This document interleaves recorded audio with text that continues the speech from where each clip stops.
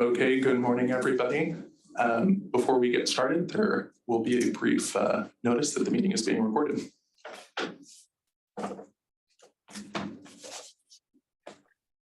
This Zoom call, including all audio and images of participants and presentation materials, may be recorded, saved, edited, distributed, used internally, posted on DOE's website, or otherwise made publicly available. If you continue to access this call and provide such audio or image content, you consent to such use by or on behalf of DOE and the government for government purposes, and acknowledge that you will not inspect or approve or be compensated for such use. Thank you. All right, thank you. And a couple of housekeeping items before we get started. Consistent with Federal Advisory Committee Act requirements, this meeting is open to the public to stream online. The meeting recording, minutes, and transcript, along with all presentations and written material provided to the members will be posted to DOE's ITIAC webpage. As described in the Federal Register notice, members of the public must register in advance to provide oral statements. Since we did not receive any requests to present an oral statement, the public comment period today will be removed from the agenda. That said, you can still submit written comments to the committee by emailing itiac@ee.doe.gov with the subject line referencing the first committee meeting. I will mention again for folks in the room today, the room microphones are sensitive, so let's keep rustling and whispering to a minimum. And the other thing that will help with that is making sure to turn your microphone on when you're talking. Please, if you remember, say your name before you start speaking, because unfortunately the camera angle does not catch everyone on the committee. So with that, I will hand it over to Sharon to get things started. All right. Good morning, everyone. I'd like to welcome the committee members back, and in particular, I want to welcome Joe Powell, one of our committee members who was unable to join us yesterday, but he is on the line with us, so welcome, Joe. And then I'd like to say thank you to all the DOE presenters from yesterday. As everyone knows, we got a lot of information, and I think it was clear that DOE is doing good work and that DOE also appreciates the value of this committee. So I think that was really good to hear. So I'm just going to have a few comments on a very brief summary of what we saw yesterday. It's very difficult to consolidate all that into a few comments, but I just wanted to share a few high-level high-level summary from yesterday. So we saw a lot of information about why decarbonization of industry is critical. It's roughly a third of the country's emissions, so it's a big piece that cannot be ignored. We got a really good overview of what the Department of Energy is doing in this space, both within the Energy Efficiency and Renewable Energy Office, as well as other related offices. That is one thing I think that's really interesting about this committee. Even though our home office is EERE, we are expected to look at industry issues across DOE, and I think that's a really good thing. I think we also saw a positive collaboration across the spectrum, from early research and development through deployment, and then finally accelerating adoption of new technologies. One of the, phrases that I thought was interesting yesterday is thinking about how we address technical risk, and then project risk, and finally market risk. We know that the solutions are very costly. We also know we don't have all the answers. It was interesting to me, that's the first time I've really seen a number of what private industry might be expected to contribute. So that was something like $700 billion to $1.1 trillion for 8 industrial sectors.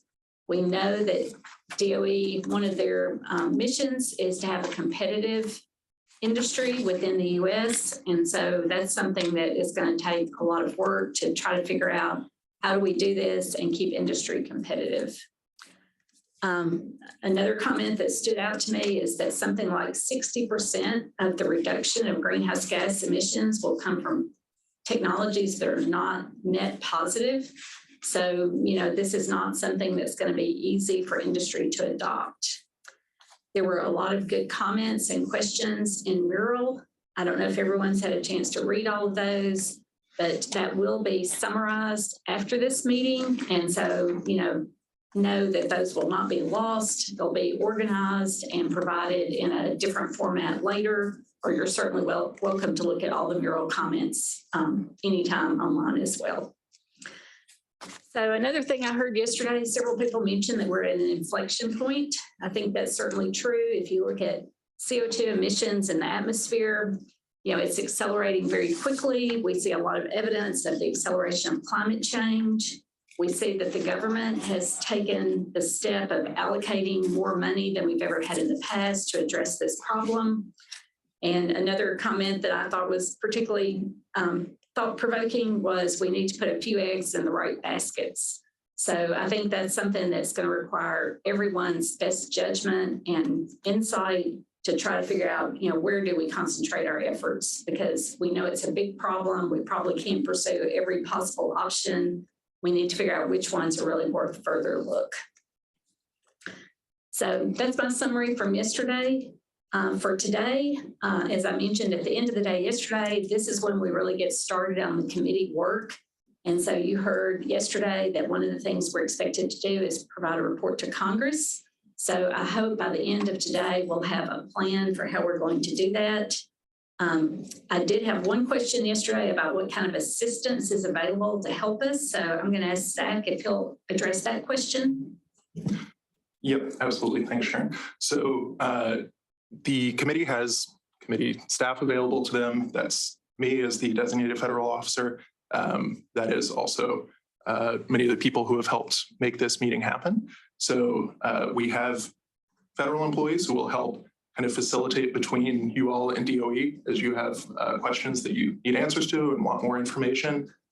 We also have contractor support that will be available to the committee. So you will yourselves not have to write every single word if that's something that you don't want to do. There are resources available, and I would just suggest that it is up to the committee to ask for the things that they need. Yeah, and in addition to that assistance, this meeting yesterday was very prescribed, where DOE really took the initiative to show us all the things they thought they should show us.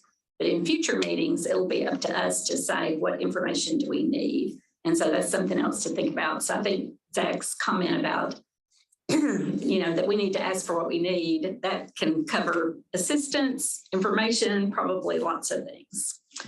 So the plan for today is Zach gave just a very quick summary of what our committee is all about yesterday. He's going to go in a little bit more detail. So we'll have that presentation first thing. But then after that, we'll open it up and really start planning. And so, Zach, I'll turn it over to you to do that. Oh, I'm sorry. One last thing. I did think raising the tent cards worked well yesterday, and we'll try that again, although it's a little bit difficult to see those on the back rows or behind the main table. So you may have to help us with that. Okay, thank you. Wave them in the air. All right. I will take over the screen share here.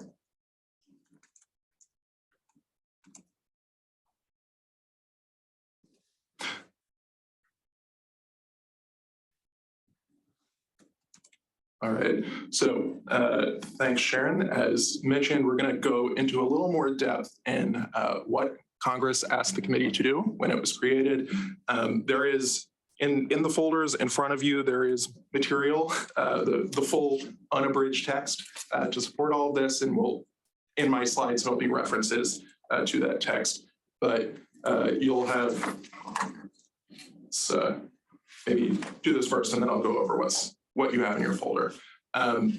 Fundamentally, like Sharon said, the goal for today is to understand what the committee is working towards and how you're going to get there.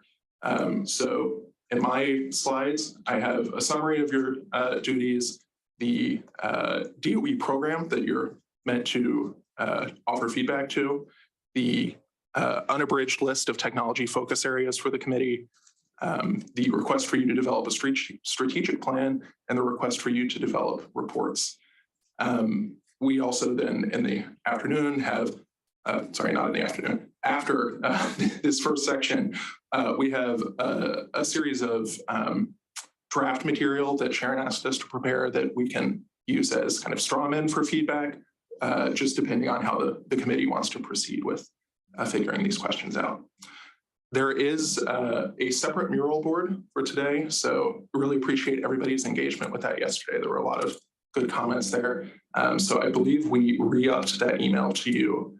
And if you click on that link, similar to yesterday, well, maybe more so than yesterday, there's a lot of structure to it. So you can work within that structure. If you find that useful, you can also just drop things wherever and we will find them and put them in the right place. So I mentioned yesterday the legislation that led to creation of the committee. The key documents here to understand what the committee does is the committee charter. So this is in DOE how we created the committee, and that is in your folder. The scope of the committee as defined in the charter mainly points to the legislation. So those are going to be the key things that we're referencing over this slide deck. So there are two sections of legislation here, 17.113 and 17.114. And like I said, there'll be references on the slides that kind of point you to where you might want to look in there if you want to get the full unabridged context.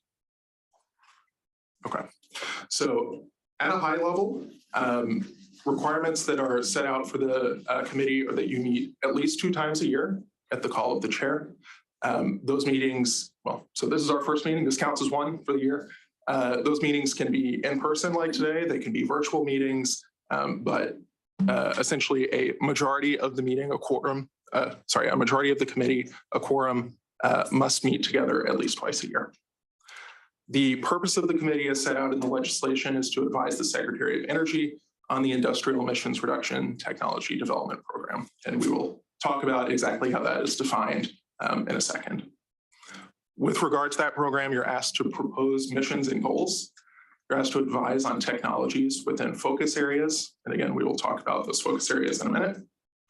And in particular for those technologies, you're asked to identify and evaluate technologies that are being developed in the private sector, to identify gaps in the private sector or other federal agencies and make recommendations to DOE to close those gaps, to survey and analyze barriers to adoption of those technologies, and to recommend technology screening criteria that can help encourage adoption of the technology by the private sector. So as DOE thinks about what to focus on, how can we encourage that those technologies will be useful and adopted by the private sector. All of these kind of technology, this technology level analysis that you work on will be fed into a strategic plan for the program, and will also go into reports on your findings and your evaluation of DOE's work in this space. So to talk in a little more detail about the some of the things I just mentioned, what exactly is this Industrial Emissions Reduction Technology Development Program? We are interpreting this as all of the things that we showed you yesterday, right? So all of DOE's work in the industrial decarbonization space. So the specific description of the legislation is a cross-cutting industrial emissions reduction technology development program of research, development, demonstration, and commercial application to advance innovative technologies. So just call attention to the full kind of spectrum of the innovation pipeline that's being mentioned there. And for those technologies, in addition to the emissions reductions piece, there's an emphasis on technological and economic competitiveness of US industry and manufacturing. And in particular, there's also a call out for viability of technology exports. I see that Sue has her card up. Yeah, apologies for interrupting, but I just don't want to lose the thread on this. And again, apologies, I'm going to go maybe a little bit down in the weeds, but this thing about developing a strategic plan, I guess it would help me to understand the difference between what we would do as a strategic plan versus what Avi's already doing for his strategic plan for IEDO. You know, how do we balance that? I'm happy to have Avi's input on that question since he's here, but one thing I'll say, there's a later slide that describes what the strategic plan should include. In general, the committee is encouraged to use whatever existing resources are available. So I think for one thing, as a starting point, you can work with what DOE is already doing and recommend changes to that. There's also, I would say, I think a lot of flexibility available to the committee to decide how to interpret these things and where to focus. Yeah, I would echo what Zach just said. I mean, I think also some of the complication here, right, is that the timing of all of this, right? Obviously, the statutory language that was set up creating this committee was written before IEDO existed and was created within DOE. I would humbly suggest to you that if you are satisfied with the strategy that you're seeing from IEDO and DOE, there's a role for the committee to indicate that and indicate that there's no need for you to replicate that work. I obviously don't mean to suggest if you do see gaps in that strategy, please do. And if you feel it would be valuable to have your own, written strategy, I certainly don't want to discourage that in any way. But I think, as Zach's saying, it's within your scope to decide what would be additive and worth the time of this committee.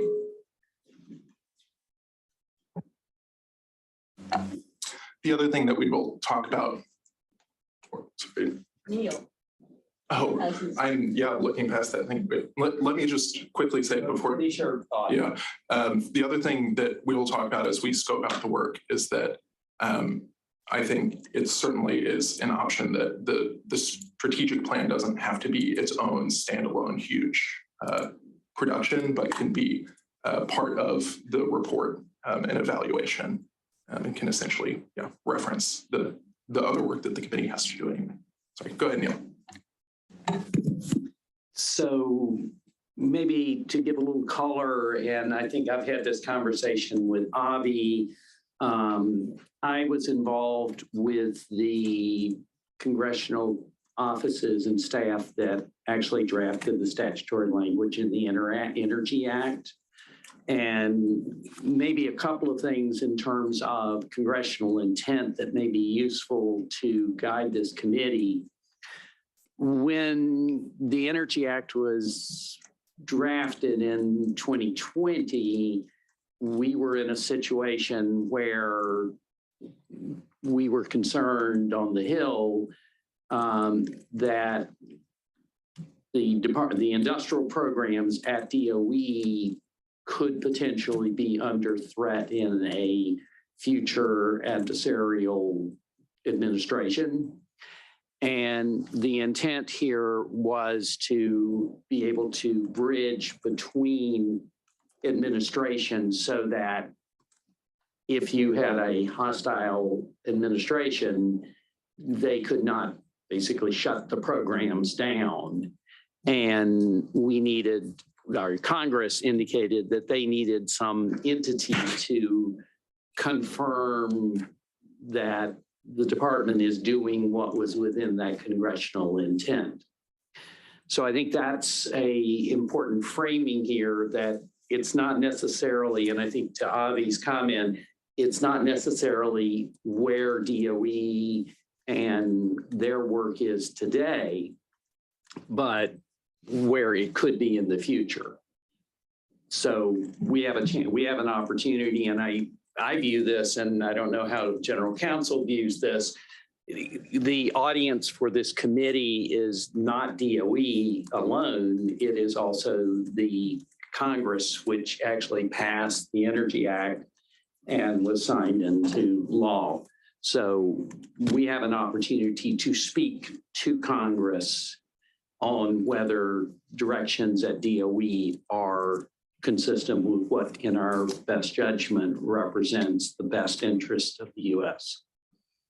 So that's, I don't know if that's helpful for anybody, but just give you a little context. I did want to make another comment unrelated to that, and that's, as we think about this, looking at the information yesterday, which was, as somebody who's consumed this over the last whatever many years on a regular basis, it, I'm sure, is overwhelming to get it all at once. I would note there are a couple of things that a couple of activities at DOE that are not currently reflected in here that I think may have material impacts on the success of the efforts at DOE. One of those is the infrastructure issues associated, and we've already addressed the idea of electric adequacy for some of these issues, whether they're direct or through hydrogen on a secondary basis. The other, I think, is also being cognizant of who are the consumers of the products that U.S. industry produces. And I know from some of the work we've been doing recently, for example, with BTO, General Services Administration, EPA, and others on products and market pull, I think those could be very important. So just thinking in terms of DOE, thinking about what are the relationships we need to, this committee needs to be cognizant of activities in transportation as a consumer of products, of buildings as a consumer of products, and then various infrastructure offices, in particular, Office of Electricity and the Grid Deployment Office, as we attempt to address electric adequacy. One of the questions that I think is being discussed in the policy community now with respect to this is prioritization of things like electricity or hydrogen availability. How do you decide, or batteries for that matter, how do you decide who gets those products? And that's a decision DOE needs to make, but it's a decision that it needs to inform Congress and the administration in making those decisions. Thank you. Thanks, Neil. So I think, yes, talking about some of those topics is a good transition to the specific technology focus areas that I called out in the legislation. This is like the high-level condensed version that I showed yesterday.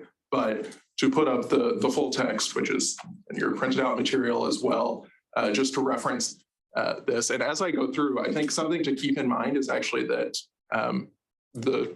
when the secretary appointed all of you to the committee, there was a real consideration that the committee reflected all of these focus areas. And so while it is a somewhat overwhelming list, the committee actually has the expertise to cover this whole space.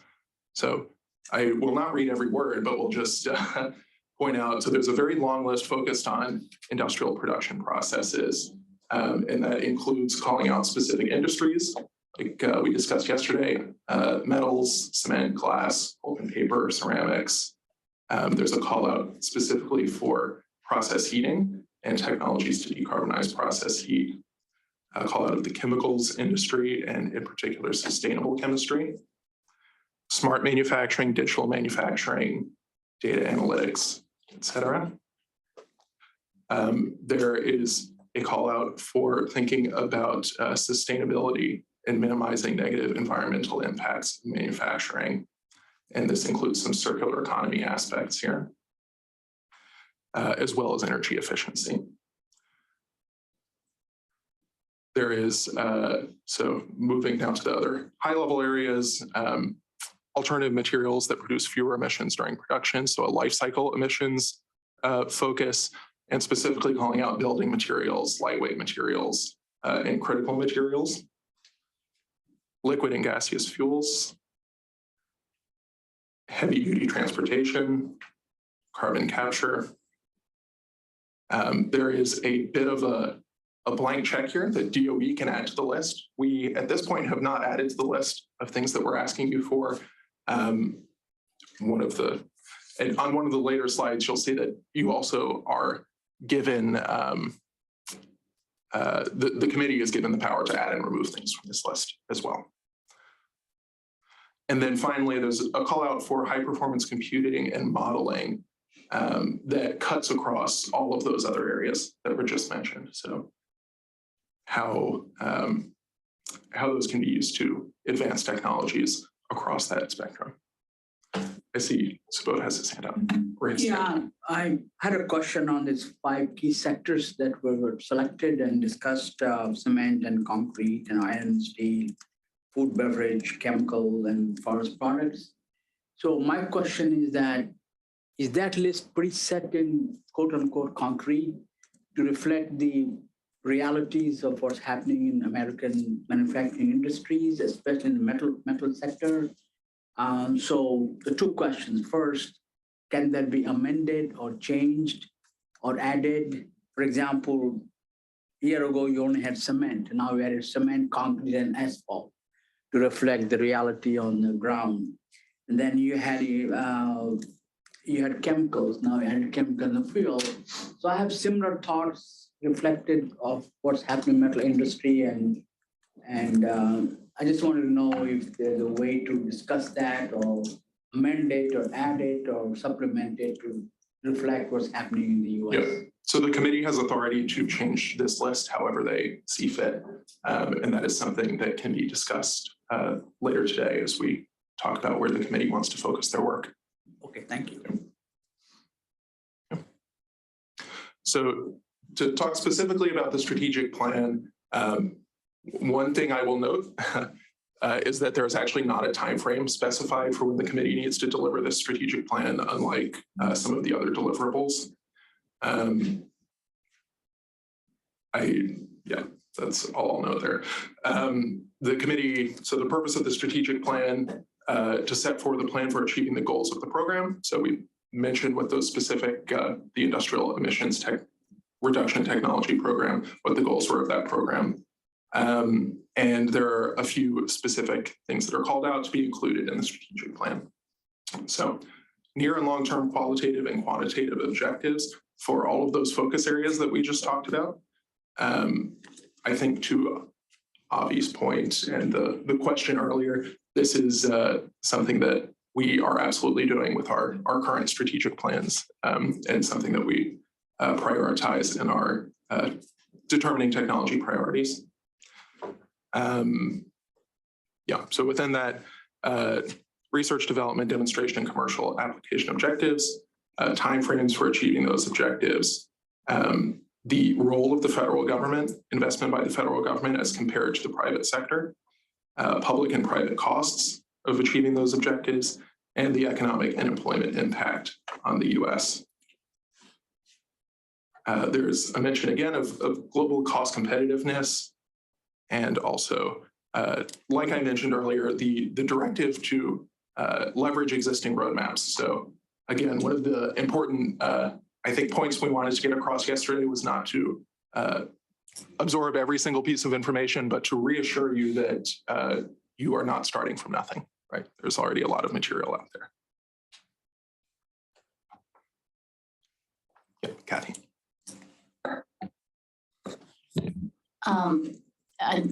If I were to succinctly say what the goal of the program is, it's the 85% reduction by 2035. So that is specifically, I think, for, I don't know if you're referencing the thing you're looking at. That is for an Earth shot and an Earth shot specifically. I would, oh, this is going to be annoying. I think Neil gave a very good context on the purpose, but I just want to make sure I understand the. So I would suggest that this is what the legislation has set out as the high level goal of the program. This right here. Yes. Okay. 3 holes. Okay.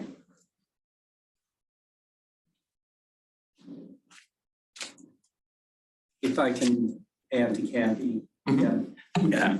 Again, remember the legislation was written in a very specific time and in response to what were perceived as very specific concerns and issues at that time, which was deindustrialization of the US economy, supply chain disruptions due to international trading issues, and economic dislocations that were occurring as a result of the manufacturing sector and the failure of supply chains. Thanks. The other, I would say, primary deliverable from the committee is a report, and in fact, a series of reports, although they are spaced out over 3 years. So the legislation, to Neil's point about this being written at a very specific time, has a deadline of the end of 2022 for this report. So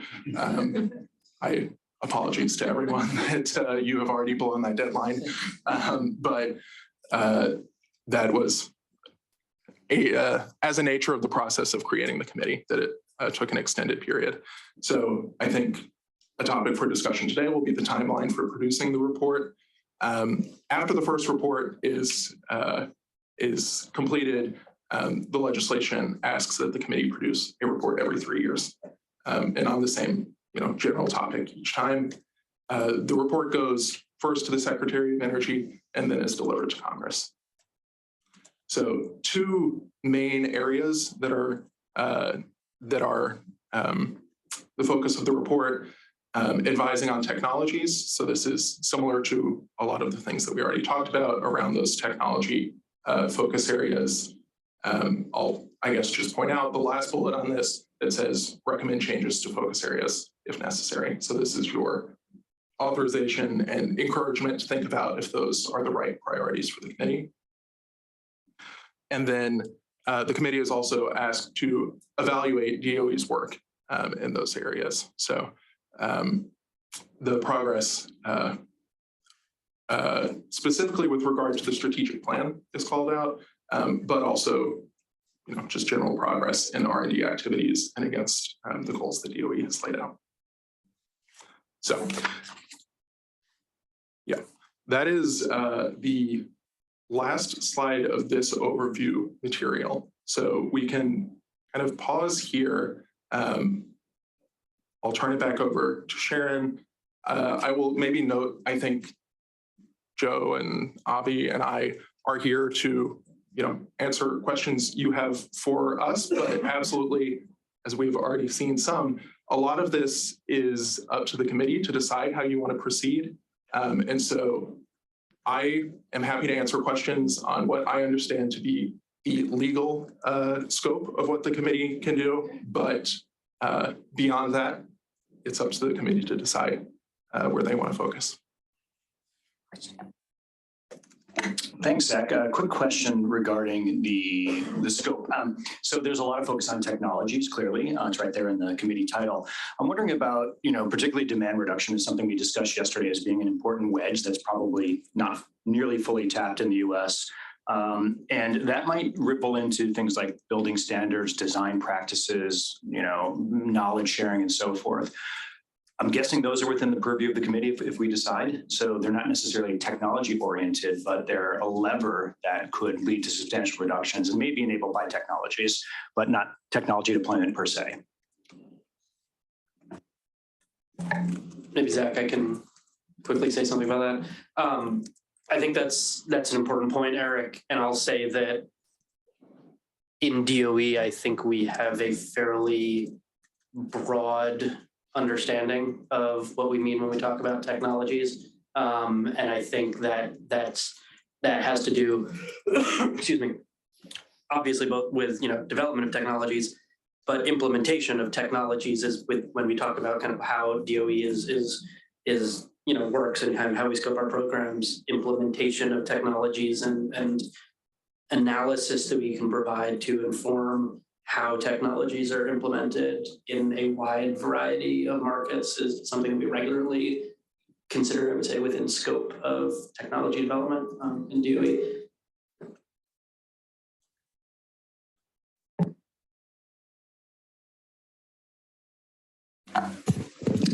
Right. One more question, Betsy. Betsy Deborah, thank you, Sharon. Given that Neil has given a history and the fact that we have all of these new things like the Inflation Reduction Act and the things that it's brought on to the federal government's plate, there are a lot of things that, Smo made the point, asphalt. Well, there's reasons why that's in there now and why it's popped up. So I think we need to think broadly as a group about what all of those policies and changes are bringing, and we need to anticipate that in what we think about in this group. This is Akshay Sani, and thanks, Sharon, for a great overview and to start the day. One of the things you said in the morning was we need to find the right eggs for the right baskets. I'll rephrase that in this country, with the policy support that we have, with the technology might that we have, we can do anything, but we can't do everything. So we need to find those select few technologies that can have the economic impact and make us economically competitive as a country. And then that'll actually make the world a better place as well, because we can set those standards. So as we look across technologies, the ask for the Congress, if you look at it, is not just technology improvement, but making us more economically competitive. So we need to have that lens as we go through the subcommittees and frame what we need to do going forward. All right, so at this point, we have a couple of different things we could do, and I'd like to get some input from the committee. So it was my intent to not start with a blank slate possibly. And so I have worked with Zach and Joe in particular to develop a draft for what the report might look like. And so I guess I'd like to pause here and say, would you like to see the draft, or are there things you want to start before you see that?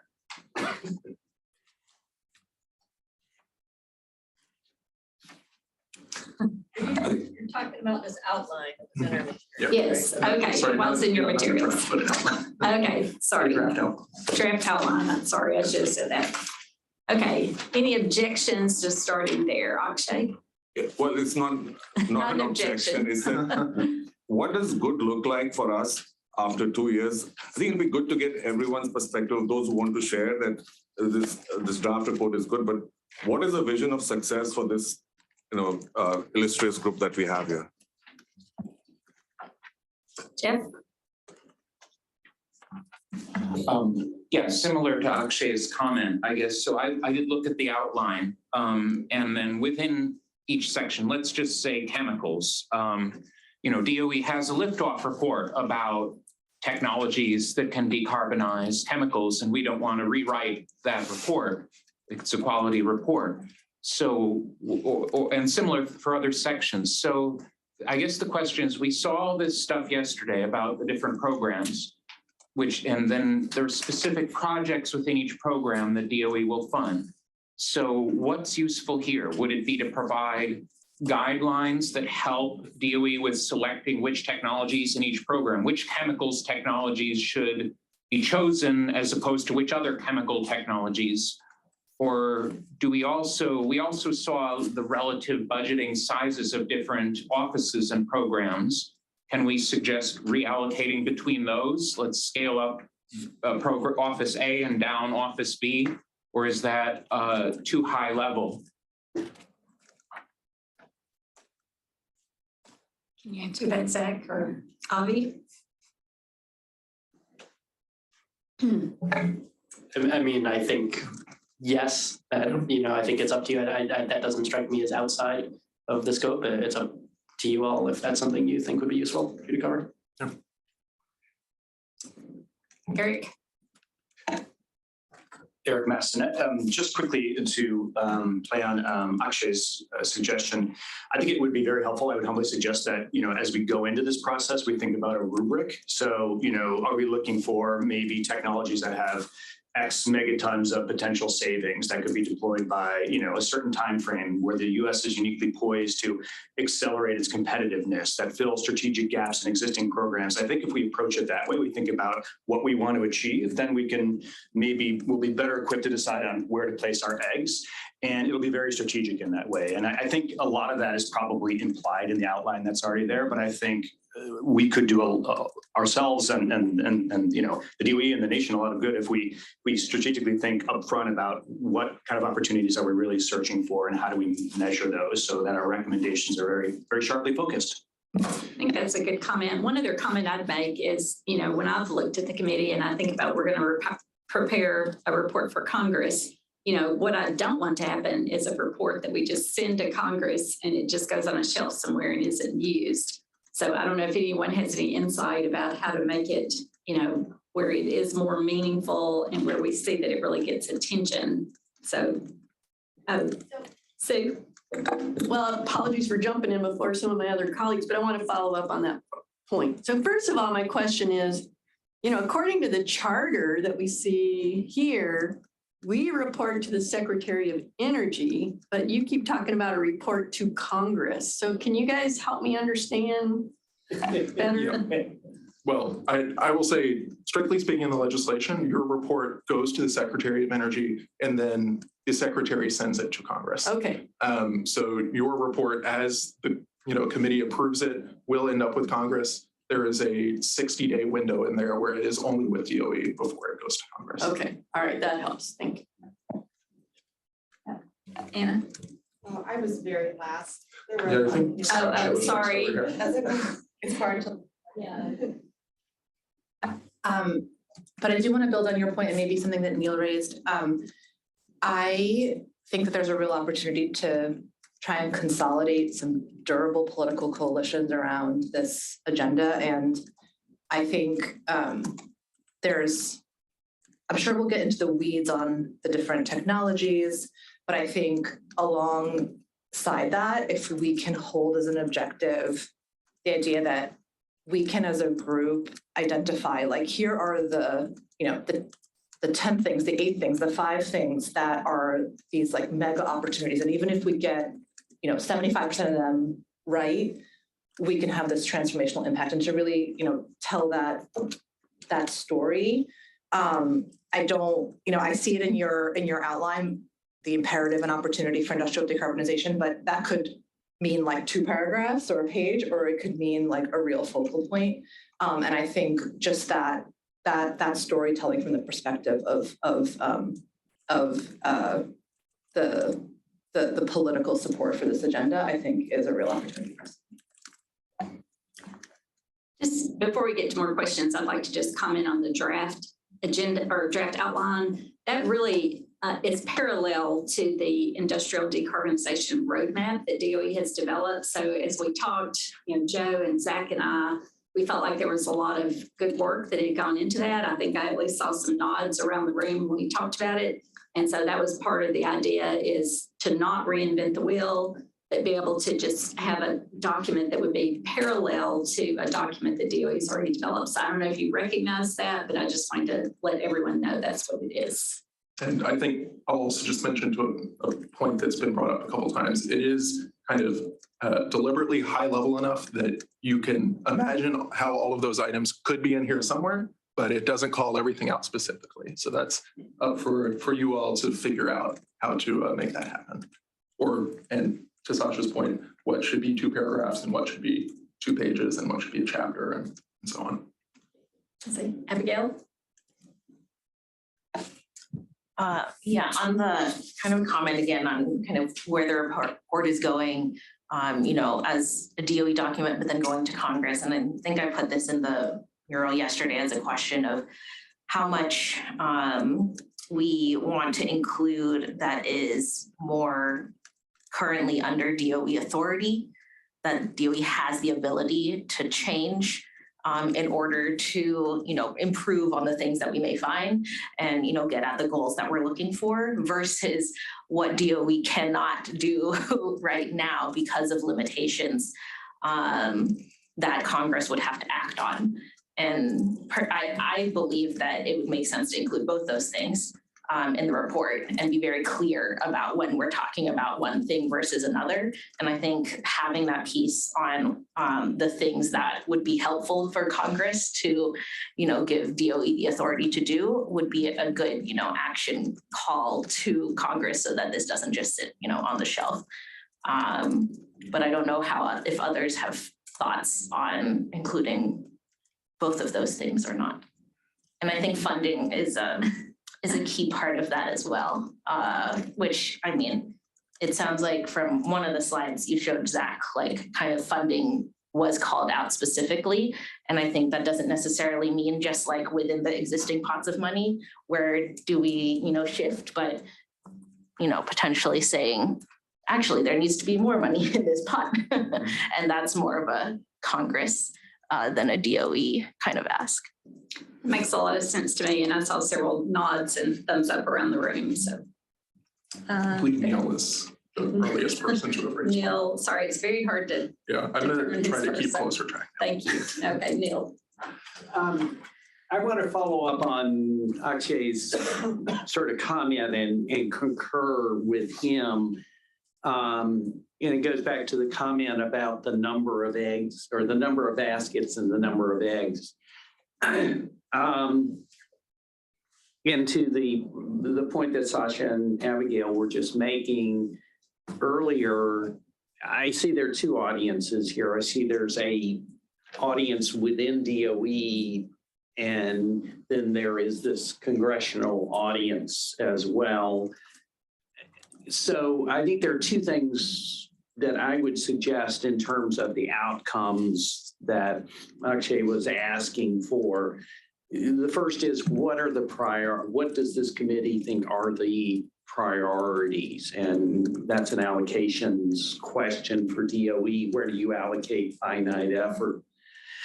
The second, which is going explicitly to what Abigail said, is what are the statutory limitations that DOE currently faces in terms of being able to act in certain areas?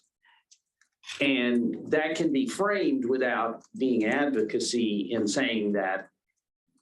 Let me give you a specific example. Is one we've been thinking about for many years, is the idea of, are there standards, as I think Jeff raised this yesterday, are there standards for industrial equipment or processes that could take place that DOE could enact? And I think our reading and our colleagues at Earth Justice reading this, and I think Office of General Counsel has also ruled on this, that those are outside current statutory authority for DOE.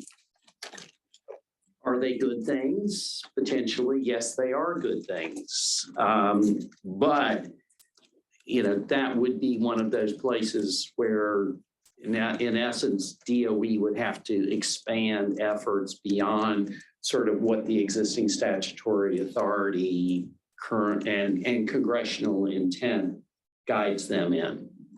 So those are the two things: prioritization of resources, and where are the limitations, and where are the restrictions that limit DOE's ability to accomplish the goals set out in the visionary documents.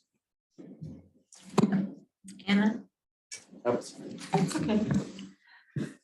That's okay. Thank you. This is a really good conversation, and I'm going to try to shape my remarks a little differently than I planned around these last few speakers. I think we're on a really good track here, thinking about the report. And the way we need to advise DOE and advise Congress. I wanted to make sure that I said, I think it's important that we don't get bogged down in this technology versus that technology. And really, this is about how DOE is going to be able to or not be able to accomplish the goals set out.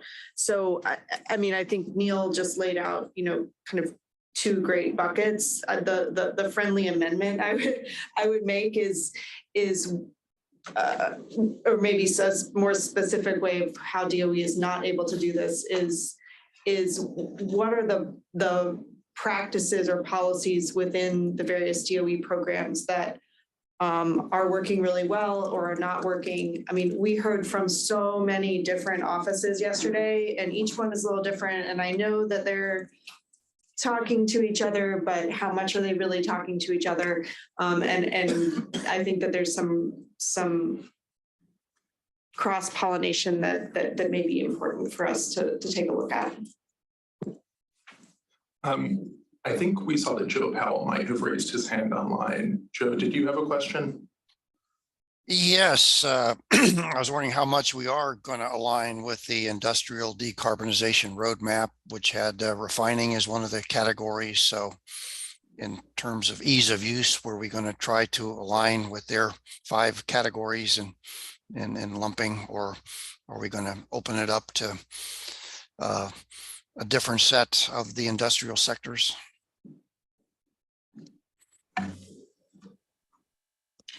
I think what we've heard is we have a lot of latitude in how we choose to do that. Okay, so that's still a discussion point. And is refining still in scope, or when do we start to discuss the what, I guess, or we're on the how, I guess, now? I'm sorry, I didn't understand the last part of what you said.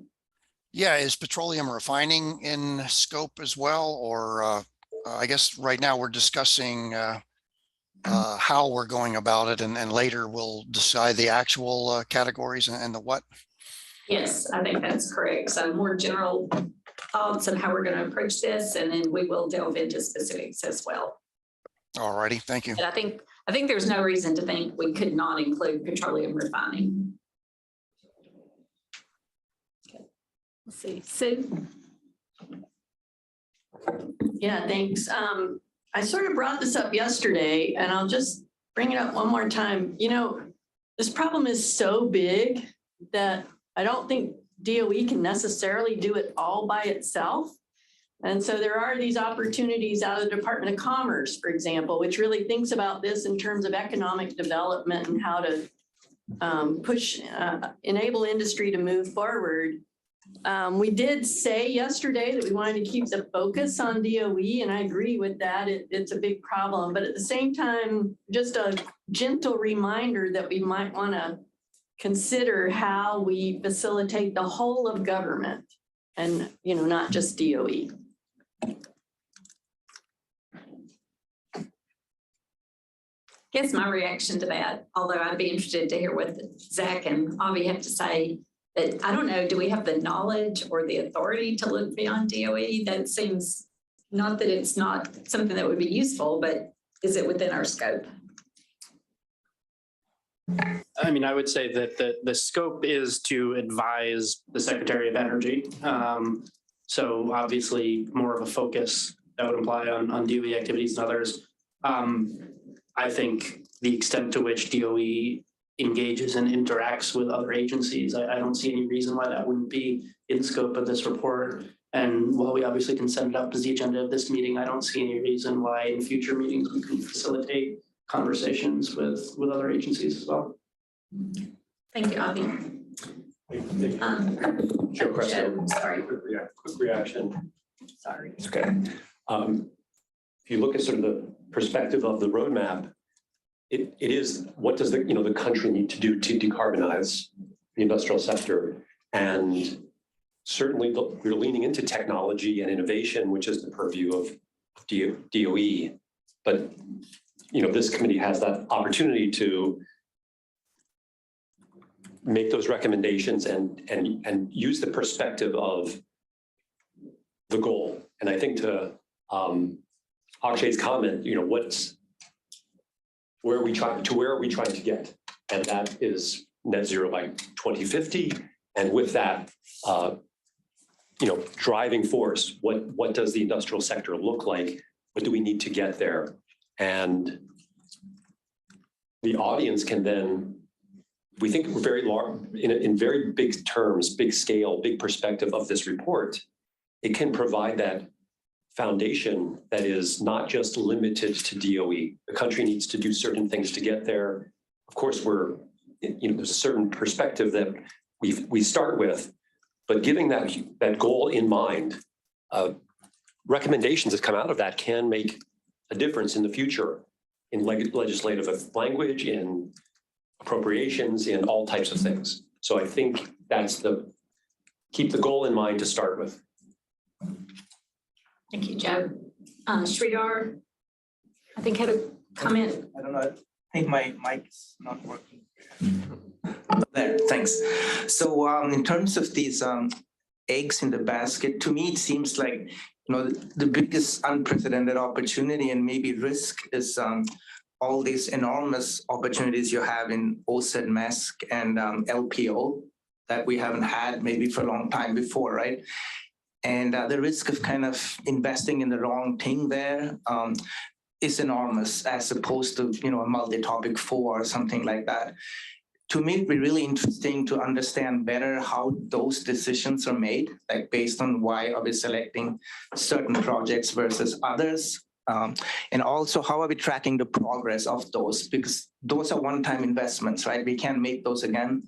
And as a taxpayer, I would be really keen to sort of track how is that mapping onto the roadmap? Is it performing the way it should?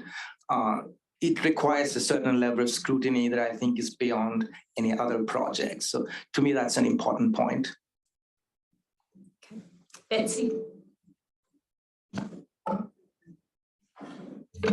I think we've touched on the edges of this, and I think this is just one thought that I bring from my perspective in working with industry. Industry says certain things and it does other things. So that, I think, is where Abigail and Joe and everyone else has gone, that we need to figure out all this great research. We can justify it, show them the best information, but what needs to happen beyond that to get this adopted is really what concerns me.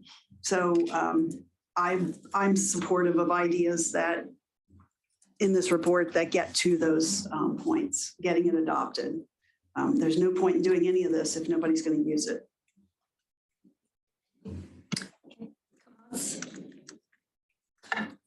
Yes, Comas Hayes, and picking up on, responding out of a couple of things. I am looking at the outline, and she's not the only one that said it, but I'm going to pick up on what Anna said about the cross-pollination feature. And I think one of the things that seems like to me that's a very ripe opportunity for us as a committee to process in this is to help to advise, if I can use that word rightly, the allocation and distribution of, I'm not even going to say resources, I'm going to say maybe intensity.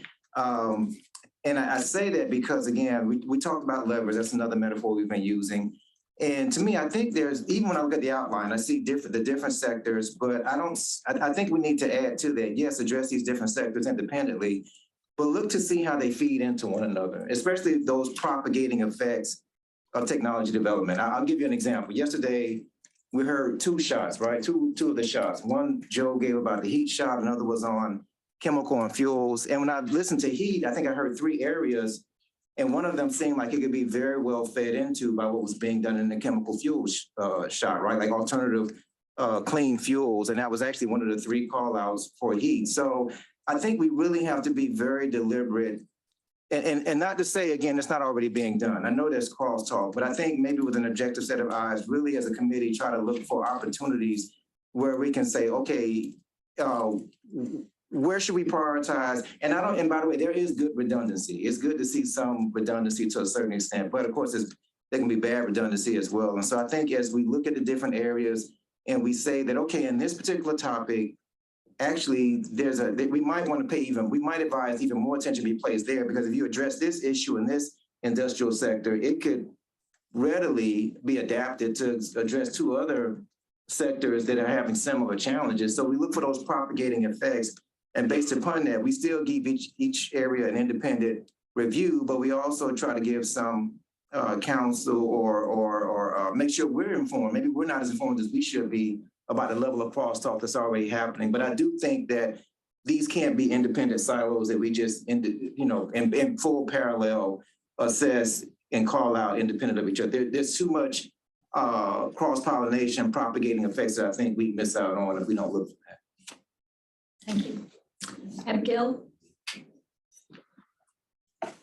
2 things. First, just a reaction to Sridhar's comment, which I really like that idea of getting a better understanding of probably not just even like the big dollar programs that are existing now, but the IEDO ones that have been going for a while, and just having an understanding of the existing industrial decarb roadmap, the pathways to commercial liftoff report. First of all, like how those 2 things fit together or not. This isn't something that I've like taken a deep dive on. I don't know if it already has been done, but there are, overlapping technologies, overlapping kind of abatement potentials. Do they match? Do they not? Why not? If not, but then also having, if those are kind of some of the roadmaps that exist now through DOE analysis, then how has the funding and kind of projects actually map across both of those things? And is that one way where we could start kind of identifying gaps? And then the second different point, not to add like scope creep to all of this, but I think one of the lines in the strategic plan includes, making sure that these technologies are globally cost competitive, including in developing economies. And so not that I think we need to spend a whole bunch of words in the strategic plan or report on this, but I think it would make sense to add something that is not just US focused and US centric, especially because the emissions in the industrial sector are expected to grow much more in other places. And I think part of the goal here is to be able to take the technologies that we're developing here domestically and leverage that to help the rest of the world decarbonize as well. And I just think having that part of the perspective will be important to have. And there's a lot of interest that's kind of on the climate trade front, politically as well. So I think there's a lot of salience there. Akshay? Akshay Sahani. I think Abigail stole some of my thunder, but the point that she made at the very end, and some of the points that we heard from Sridhar, from Commerce, from Neil, and back there, Sue, and many of you, point us towards that we want to see economic competitiveness of our industry in the US in a decarbonized society. We want to maintain and grow our market share over the next 10, 15, 20 years where industry is going to look very, very different. So I think the outline that you have here is spot on. I may suggest that there are many cross-cutting things between the different sections here. We could potentially have another bullet, another subject line on how do we make the US industry more economically competitive in a decarbonized world. So that will be cross-cutting across all of these initiatives. It captures, I think, a lot of the thoughts in terms of global cost competitiveness. How do we allocate resources? You want to allocate resources where you can make the industry more economically competitive. It's not about growing the pie, giving more money, more funds, but being really laser focused on where we can make our industry more economically competitive in a decarbonized society. Kathy? Thank you.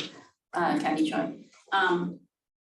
I personally thought I understood the level of abstraction for the report, and I keep going back and forth. So I'm going to make a suggestion. Okay. And it doesn't follow this draft outline, because I keep going back to, and let me preface this by saying the reason I went to the 85% by 2035 is because this is very technically technology oriented. But after reading and rereading, I don't know, the slide that you had of what our committee's purpose is it possible to have the outline pretty much around research, development, demonstration, commercial application, how it impacts technology and economic competitiveness, how it impacts industrial technology exports and emissions reduction? That seems to, if we frame the report outline around our purpose, then I'll just pick an example. What Abigail was saying technology, is it global? It may be organic because most companies are global. Or if it's not organic because a specific technology may not go global, we can say what that gap is. That's just purely as an example. If we structure it around essentially the bold that you have on here.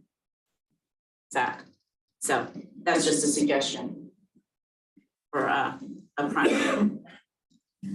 Okay, Okay, I think what we're going to do is kind of try to wrap up these general questions, and then we'll come back to your suggestion, Kathy, about how we're going to move forward. But let's go ahead and Jeff has his tent card raised. Let's hear what he has to say. But it looks like maybe we're starting to slow down a little bit on comments. I liked Abigail's comment on ensuring the technology benefit is rolled out widely, even beyond the US, which is important for addressing climate change. And also American technological leadership, if we're the ones creating the technology and licensing it globally instead of letting it be created elsewhere. So then I'm thinking about what is the intersection there with that goal and then DOE is doing. Because if you're a firm in some country, you need two things, right? You need intellectual property and you need financing in order to create the technology there. And I don't think DOE would be financing firms elsewhere. So it's about probably IP licensing. Would we want a section in the report on something like IP licensing, having term, if a national lab helps to develop technology, if it's developed with DOE funding, the companies have to license it on fair and reasonable terms to various entities, something to help technology diffusion. Sridhar? Thanks. I don't know if this is out of scope or not, so I'd love to know that, but it's workforce, the amount of workforce that we would be employing as a result of decarbonization. So it seems to me more often than not, there's a reduction. If you go from a blast furnace to equivalent amount of electric arc furnaces, there's going to be less people employed. If you go from, say, combustion vehicles to EVs, kind of the same thing. So do we need to address that in terms of what's the consequence on the workforce as you decarbonize? And you need to just grow it in order to keep up with that. Arun? Yeah, can you hear me? Yes. Great. First of all, I'm sorry I missed the latter part of the meeting yesterday. Great discussion this morning. I would just request that, I think there was a comment made about how is DOE doing internally? And I think it would be worth for this committee to address that.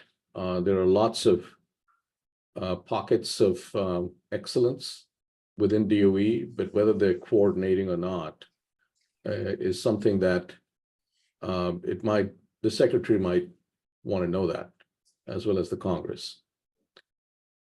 In this whole scheme of decarbonization and emissions reduction, DOE plays a role, but it's an enabling role. There's a lot of other people, industry, and many of you are from the industry. And so the question one may ask is the DOE providing this convening role of not only funding enabling technology to enable the whole multiple sectors, but also providing some kind of convening to create the community and the ecosystem for the United States to be successful. And I think working back from what does success look like for the United States, working back to see what is the role of DOE. DOE doesn't play all the role. Is it catalyzing industrial innovation in the business sector? Is its money, the funding that it provides, catalyzes private sector investment into this because it has helped de-risk something? I think it might be worth sort of asking what is the role of DOE and whether it is doing its job and whether it's internally coordinating so that 1 + 1 is greater than 2 within the DOE. So I just offer those comments, which might be helpful both for the Secretary and Congress. Thank you, Arun. Did you have a comment? Yeah, this is Anna for the transcript. It was just a really short, and I think this is now reflected in the what is this thing called? Mural. But I do think it's, since our goal is about competitiveness, and Sridhar made a really good point about workforce. I do think we need a part of the report that addresses social and economic issues that is just not, reflected, at least so far in the outline, but I know we're going to discuss that. So that was the only thing added somewhere. Yeah. All right, any last comments? I'm going to suggest it might be good to take a break. So let me see a show of hands whether you would have rather have a 10-minute break, or I think Zach said we could potentially take a 30-minute break and go downstairs and get coffee at Dunkin' Donuts. So 10-minute break. Is Dunkin' Donuts inside or outside? It's inside the building. Inside, all right. Dunkin' Donuts. Okay, 30-minute break, Dunkin' Donuts. 20. Okay. What the difference? Okay, 20. All right. When we come back, we'll start talking about the report, how it's going to be organized, and how we're going to split into subcommittees to do that. So we will resume around 10:35.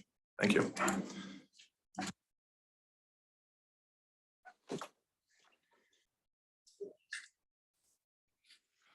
All right, thank you. We're back from break. All right, I'm going to suggest that Zach pull up a couple of slides that we've looked at before. There's one purpose, I believe. Can you share the slides?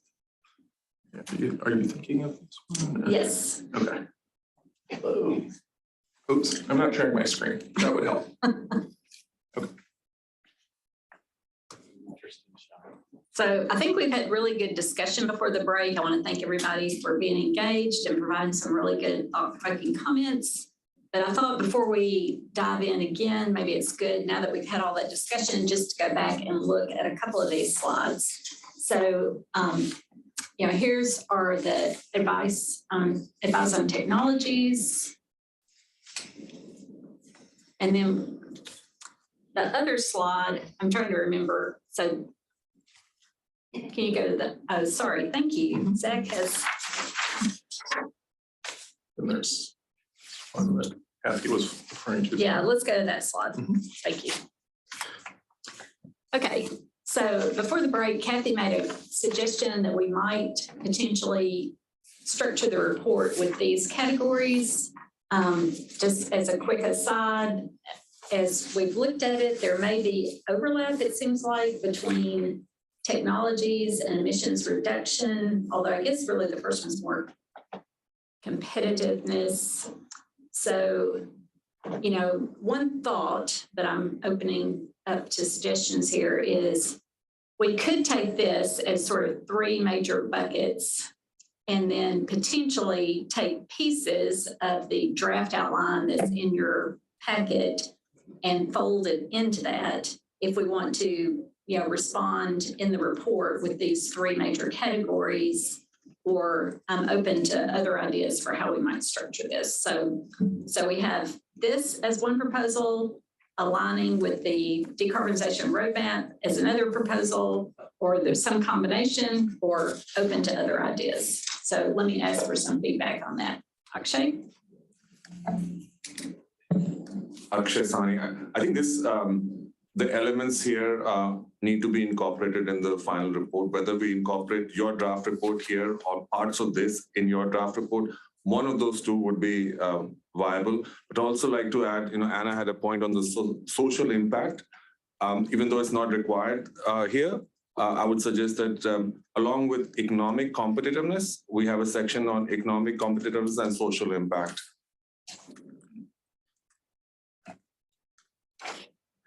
Yeah, I don't think either of those, unless I'm missing it, is called out in the draft outline that we provided, but those are good adds, I think. Yes, sorry, Akshay again. Yeah, the economic competitiveness actually is in all of these, like in the draft report. But if we call it out as a separate line item, it gives that additional focus, and then we add the social impact to it. It goes hand in hand. Okay. So one thing I'll just mention, the way I'm understanding what you're saying is that so on this outline, there are some subsections that are called out within the subsectors. Across chapter 4 and 5 proposed here, there could be subsections for all of those that are economic competitiveness and social impacts. I think not quite. I'm saying that after 6, for example, or after 5, we have another section that is economic competitiveness and social impact. So that will actually capture everything that we discuss in each of these from the economic perspective as well as the social lens perspective. Okay, That's like additional title. Okay, Sasha, thank you. Your hand up next. Could you go back to the other slide that has so I think that I'm aligned with the direction this recommendation is going, I think from Kathy. I personally wouldn't want to see us just replicate the structure of a report that comes out of DOE. I think that we have a charge and opportunity to do something different and complementary. So I would like us to be focused on saying, like, you know, if DOE can do these things enabled by Congress, here's what it would mean for climate, for competitiveness, for jobs and workforce, for non-CO2 pollution impacts, for cascading uptake of technologies in other economies and markets, and organize ourselves in that way. And then additionally to say, like, this could go even further if Congress could enable DOE to do the following things with additional, to Abigail's earlier point, like with additional authorities or additional funding, right? I think that is the unique value add that this group and this report could bring. Okay, Neil? To Akshay's comment and sort of picking up on what Sasha was just saying, I think the piece that we want to put somewhere in there is what are those, I don't want to call them factors for economic competitiveness. And those include workforce, infrastructure, integration, economic competitiveness, local community, environmental impacts, and those kind of things. And so maybe as Akshay was saying, we talk about putting sort of those contributing, a new section on contributing factors with infrastructure, workforce, local environment, criteria pollutant, and local environmental impacts. Okay, Sue? Yeah, I want to echo something that Arun said before we broke, that, you know, this is a real opportunity for us to advise the Secretary of Energy on how DOE across all of DOE is engaging in this. And, you know, you just look at the size of the investment when you take collectively things like the energy earth shots with everything going on in IEDO. We can't just assume that all this is going to be integrated together. And I think it behooves us to start to, you know, just dig into that, assess how DOE is doing, and then think about how we might be able to make suggestions to facilitate. Eric? I just wanted to say, Eric Massonet, I just wanted to second, maybe third, the comments coming from Akshay and Neil, in that I think, you know, at the meta level, to me, these categories can make sense. I think the challenge we have is unpacking these into discrete categories that are measurable, right? Like, you know, workforce, environmental justice, human health, energy community impacts, you know, megaton savings domestically, gigaton savings globally. I think I'll just, you know, encourage us to think about how to unpack those soon, because once we establish those dimensions, our job gets a bit easier, and they're all important things that we'll need to address. But I think they need to be more measurable and more discrete. Sridhar? I just want to make a remark on point C that I think if you want to look at economic competitiveness, it is, I don't think it's reasonable to decouple the power industry from the manufacturing industry. I mean, certainly electrification and hydrogen is going to depend on the price and availability of power. And from the EPRI meeting in Savannah, I'm sure that came up. But if you look at the cases of success in Europe, it's largely been because of utilities working together with manufacturers to find, common economic opportunities. You sell more electricity, you give more electricity availability. So I think it would be unwise to completely decouple them. Our focus is on the manufacturing industries, but their scope 2 is pretty much dependent on the availability of power, and not many people in the industry that necessarily believe that that's going to happen. So it's just the point. Thank you. Cummins? Okay, Comas Haynes, I want to pick up, since I understand this is an opportunity to frame the report, and we're kind of given a charge to give a charge, right, to the DOE about things that they could do. I want to pick up on something that I think Betsy stated, and that is about really getting a good feel for industrial receptivity or lack thereof.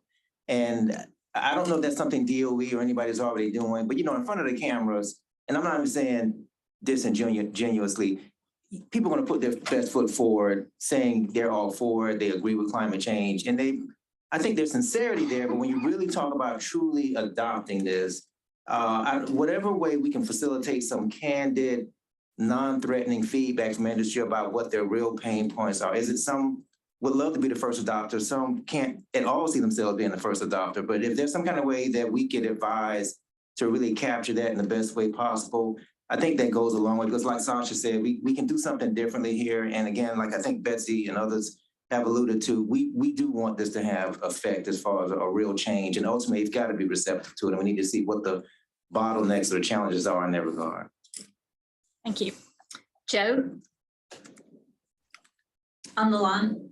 Okay, online, Joe. Yeah, we talked about adoption quite a bit at Sierra Week this week. And yeah, a lot of these technologies are more expensive. And so, it sort of becomes a policy and marketplace decision in terms of how to achieve the adoption. And so there are certainly some interesting techno-economic and policy issues that come into place about how do you really accommodate those and move forward.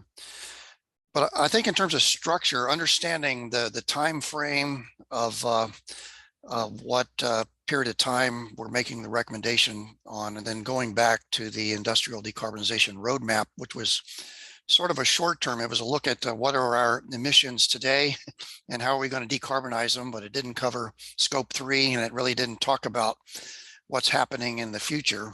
And so rather than talk about petroleum refining and fuels, you can talk about future fuels, which can include hydrogen as a replacement for diesel, and also the synthetic or e-fuels made from CO2 or biomass, to replace aviation fuels and such. So, and that's just a huge, footprint across this whole space. And in the future, that'll be manufacturing. You have to make hydrogen unless we discover a lot of geologic hydrogen. And then similar for the synthetic fuels, that will actually start to look like manufacturing, going into the 2050s and such. So question number one is, what is the scope of the scenario that we're looking at here? Are we going to full net zero in terms of what that looks like? Or is it more of a shorter term outlook on what do you do about existing footprint, which the industrial decarbonization roadmap was around? Question. Abigail?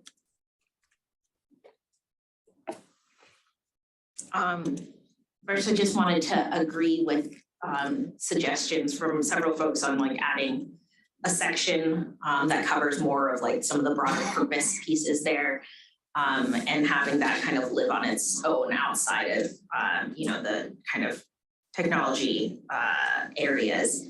And I think my initial reaction to this outline, which I think Zach, you mentioned, there's also a question of these are all the things that maybe need to be in the report, but it's our decision of how many words we put in each section. So I think 4 and 5 looks like a really big chunk when it's all written out in an outline, because we need to cover all these sectors and cross-cutting, but I think those are actually the areas where we do draw on the existing, DOE reports and analyses the most. And it's more of our, value add as a committee is if there are gaps, then we say like, look at this is like a great start. Think about this, or like if we want to, add focus areas and things, that's where we would make those types of comments. But then these sections actually might be kind of smaller text-wise in the actual report. And maybe even you put them together and have like technology, like the technology advice piece is like the overarching section, then the sector specific, then the cross-cutting pieces. Small comment on cross-cutting on just, potentially adding things there so that those also match up with what, have been previously identified. So some of that is in here, like carbon capture, but, and now I see there's like electrification of industrial heat in the mural, but that's not currently in the cross-cutting area. Efficiency doesn't show up there. So one suggestion to just like, at what point we're going to think more about like the specific subsections there, that there might be already an opportunity to match those up better rather than maybe what was congressionally directed. And then I think the other place that probably is going to be maybe more of the meat of the report is the current section 6, which is, I think, what folks are getting at as well, where we have the opportunity here again as like advising the secretary as this report is going to Congress and having kind of an outside from DOE perspective to both reinforce things that DOE is already doing that are good, that makes sense, but then taking a deeper look at like the coordination and like where are there opportunities for improvement. So I feel like section 6 and maybe the additional new section that talks more about like competitiveness and workforce and social impacts, like those maybe are actually like the meatier parts of the report.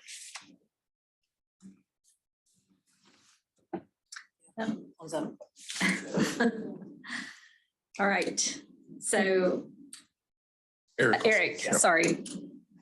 Eric Masson, I'll try to be quick. In the kind of spirit of Abigail's suggestions, I think it would make sense to have, a discussion of barriers up front rather than discussing it in terms of subsector specific barriers and cross-cutting barriers. There are a lot of common barriers to adopting technologies in industry, right? Financial barriers, knowledge barriers, technology transfer. I think framing wise, it would make sense to lay those out as key challenges early on and then just unpack what's specific to steel or cement, as needed. The other thing that would be very useful, I think, is, doing at least a quick historical, setting some historical context for, how we got to where we are today. There's been a lot of innovation. There have been a lot of efficiency improvements, but we know we have a big challenge ahead, right? So like, where have we been? Where do we need to go? And what are some of the key barriers? To me, that's a framing level discussion that should be, come early in the report rather than kind of get lost in the technology discussion. Just a suggestion. Okay, so one possibility Zach just mentioned is if there are people interested, it's very hard to come to consensus on an issue like this. So one possibility would be to spend more of our time talking about what things need to be added compared to what we've seen, and less time about exactly how it's structured. And maybe we could have a small subcommittee of several people who would go off and develop the outline of the report, but we would spend the time together in this big group talking about what needs to be included. I'm seeing lots of nods to that. Neil. Neil Elliott, thank you, Anna. Looking back on the peer review that was done 9 months ago, and we ended up with a similar set of challenges, I would be less concerned about the outline and I'd be more concerned about the topics, because we actually tried to write to the outline and then ended up putting together a small working group that basically moved stuff around into an outline that created a narrative flow that made sense. So I would just advise, let's not get tied up on the outline. Let's focus on content. Okay, so, oh, sorry, Jeff. Yeah, I agree. The mural board is good. I see lots of people have been adding to it, including me. And so for instance, I added electrification of industrial heat as one of the items, which was in line with one of the things we were asked to cover in the, so I guess it's hard to talk through them all. Does it make sense to just rely more heavily on the mural board to add lots of items? That's certainly a possibility. I do think we've had consensus around several things, you know, competitiveness, social justice. So we have some consensus, but there may be others where, you know, it's just one or two people's opinion. I guess I'm going to suggest at this point, first, let's see, would we have a few people who wanted to work with me? And Zach, I'd like, of course, for you to be, well, I think you have to be included in this. I do have to, yeah. Okay, so you are included. Are there 2 or 3 people, however many, would like to work with us on developing the outline? Could I see show of hands for that? Oh, quite a few. Can you make note of that? Okay. Zach, if you'll make note of that, we can get Zoom or Teams or whatever call together to address that.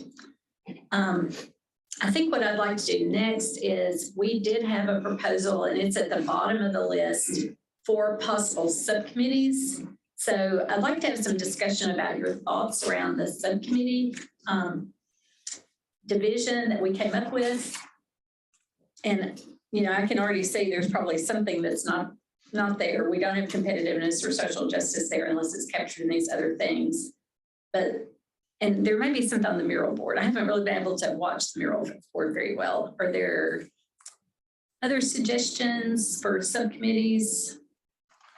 And I would maybe just add one consideration as to whether, you know, things fall under this or whether they should be a separate cross-cutting is, so subcommittee meetings are not required legally to be open to the public and can meet more frequently than the full committee, you know, easily. They can be virtual meetings. The only stipulation there is that any output from a subcommittee has to be then discussed in a full committee meeting that is open to the public. For that to be possible, it means that no subcommittee can have more than half of the committee members, because that would then become a quorum for a full committee meeting. So just something to keep in mind, both as we develop these, to not have a subcommittee topic that everybody wants to be on, and also to not have a collection of subcommittees that one person feels like they have to join every single one. And I'm sorry, Celine, you're pointing to the screen and I don't know what. Okay. Yeah. I'm not sure what's. Arun just asked about the timeframe for the report, which I think is another thing we have to decide today. Exactly. The report was due a year and a half ago is the bad news. We're already late. So yes. Okay, let's go ahead and get the comments. And I don't know if you've been noticing, I'll start with Sue. Yeah, thanks. And so on the topic of possible subcommittees, I'll remind everybody that Joe had a comment on refining and where it fits or not. I don't know if it's implied that maybe it fits in chemicals or whatever, but I do feel like refining is something we have to touch on somewhere. Yeah, and my recommendation is to call it fuels, because refining is going to be replaced by hydrogen and synthetic fuels to a good degree. And, you know, that was a very important sector in the industrial decarbonization report, and it's still going to be a major CO2 footprint going forward. But again, it's going to change because you're going to be manufacturing hydrogen, and you're going to be manufacturing synthetic fuels, and then backing out in you know, conventional diesel and gasoline. Oh, sorry. Back to your earlier comment, Joe, about, you know, is it today or is it future? I think one other thing we do keep in mind, and I think this supports what you were saying, is that, if this report, and I'm not saying when we're going to have it, but I think very best case, it would be a year from now, possibly longer. And then Yeah, it but has to go my to time frame was the time frame of the technology evolution that we're considering, and the U.S. industrial decarbonization roadmap deliberately had a pretty short vision time frame. I believe it was around 10 years, whereas industry is looking to decarbonize, through 2050 and beyond. And so the scope of the time frame for which technologies are going to be important is relevant to deciding what the report content would be. Are we just talking about things that would be implemented within the next decade, or are we talking about getting to net zero for 2050 and beyond? Yes, I did understand that. I'm just saying because of the length of time to write the report, get it to the secretary, get it to Congress. We certainly, I don't believe, want to focus on just today because it's going to be in the future when the report's delivered. So I think the further out we can look, to me, that makes a lot of sense. All righty, thank you. Kathy. To answer or to provide a suggestion, potential subcommittees, and this may be under smart manufacturing, but overall next generation controls and thermal management. They're kind of a lot of times connected.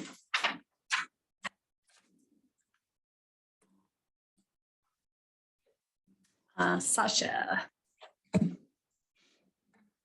Thanks. I guess I'm wondering why we wouldn't want to structure subcommittees based on the report outline, right? So like right now, the subcommittees are focused on industrial subsectors and then some of the cross-cutting technologies. I guess my suggestion is, why don't we have a subcommittee that is thinking about like, are these the right industrial subsectors? A subcommittee on cross-cutting technological opportunities, a subcommittee, to Eric's point, on cross-cutting barriers, and then subcommittees on some of these additional topics that we want to add, like competitiveness, like jobs, and then gaps. So we're basically, from the outset, structuring the committees to tackle the big pieces that we want to cover in the report. And there's like, maybe even like a one-to-one match, plus some point people that are sort of the overseeing like the overall coherence of the report. Akshay.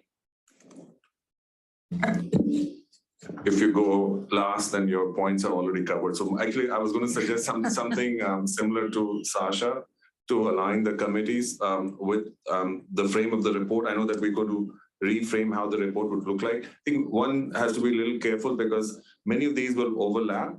So for example, if you're doing a technology that overlaps with an industry, the industry committee could be talking about the same thing. So there has to be coordination on what's in the purview of one committee versus another. And then we're adding some new committees as well, economic competitiveness, so the social impact.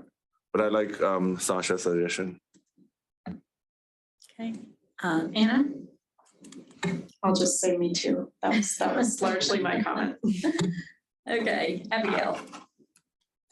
That was also largely my comment, but once, I guess, friendly amendment is if folks, I think, are interested and have, the subject matter expertise, which is part of why they're on the committee on some of these specific technology areas. Maybe you don't call it a subcommittee, but there's like a meeting where people have the option to come and do like whatever the like iron, steel, metals portion is, that then helps make the determination of like, where do we just reference, the roadmap, liftoff report, and then where do we want to add, like, what pieces do we want to add about that specific sector or cross-cutting technology? So I feel like people on the committee will want the opportunity to give that input, but I don't know that you'd have to make it a subcommittee in that it's like a thing that's going to have multiple meetings for each of these technology areas.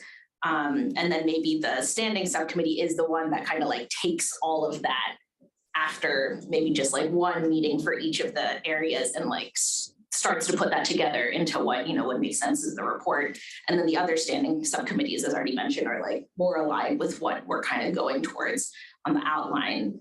And then in that case, I would certainly recommend adding the more current section 6, like the DOE approach piece, the evaluation as a standing subcommittee. And I will just add there, subcommittee is a bit of maybe a term of art in the Federal Advisory Committee universe, but if it helps like to think of things as working groups that meet 1 or 2 times, then that is totally, yeah. Okay, before we get to more comments, so hold on just a second, Neil. I do think we're starting to get consensus around something, but I want to clarify what we're getting consensus around. So I think what I heard Sasha say, help me here, please, was several subcommittees, one on cross-cutting, one on subsector, one on the additional topics that we've added, such as social competitiveness, and then a 4th on gaps. Is that what I heard? Almost. Okay. I would say, and I don't know, I don't have the monopoly on this, but I would say one on industrial subsectors. Mm-hmm. One on, I think this is the point that Eric was trying to look, like there's cross-cutting technologies and there's cross-cutting barriers. And I would separate those two and have those covered in separate sections. Some of these additional pieces that have been elevated around jobs and social impacts, global competitiveness, those may be that may be one conversation, that may be 2 separate conversations. I think Abigail just added this evaluation of DOE's, I'm sorry about that, evaluation of DOE's current remit and any gaps that this committee wants to identify. And then something to our earlier discussion around like gaps in DOE's authorities that Congress might want to address for this agenda to be as powerful as it could be for the country. I think that's it. That was on my mind. So I heard a couple of other people over here say you agreed with what Sasha said. Was there anything she missed or anything you want to, add to or contradict with that? Akshay Sani, just for everyone. I think what Sasha said is good, but also Shrita said that earlier that we need to be as granular as possible, because if at the right level, because if it's very high level, you can't action something. So you could have these high level sections, but within those sections, you need to be somewhat more pinpointed so that actions can be taken, whether it's for a certain technology, whether it's for an industry. So I think that needs to be considered and factored in. Okay. Abigail, I think you'd also said you agreed. Anything we left out there?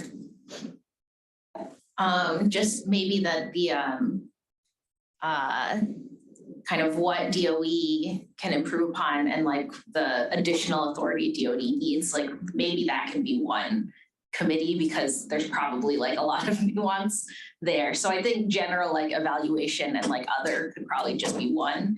And then, but I think the rest, I think I generally agree with what Sasha mentioned. Okay. All right, we'll go ahead and pick up some other comments and then come back to that. So Neil. Neil Elliott, 2 things. When we get the list, I want to make sure we include infrastructure in there and that doesn't get lost. And this goes back to Joe's conversation about petroleum refining. I think there are several of us in a sort of community that have been trying to think about how does petroleum fit into this. And Joe was talking about the liquid fuels part of this. I think the part that we think is perhaps more challenging and more, I think, something that this committee needs to weigh in on is the feedstocks issue. And so I would suggest maybe in a lot of cases, we actually look at petroleum refining as fully integrated within the organic chemical, the hydrocarbon industry.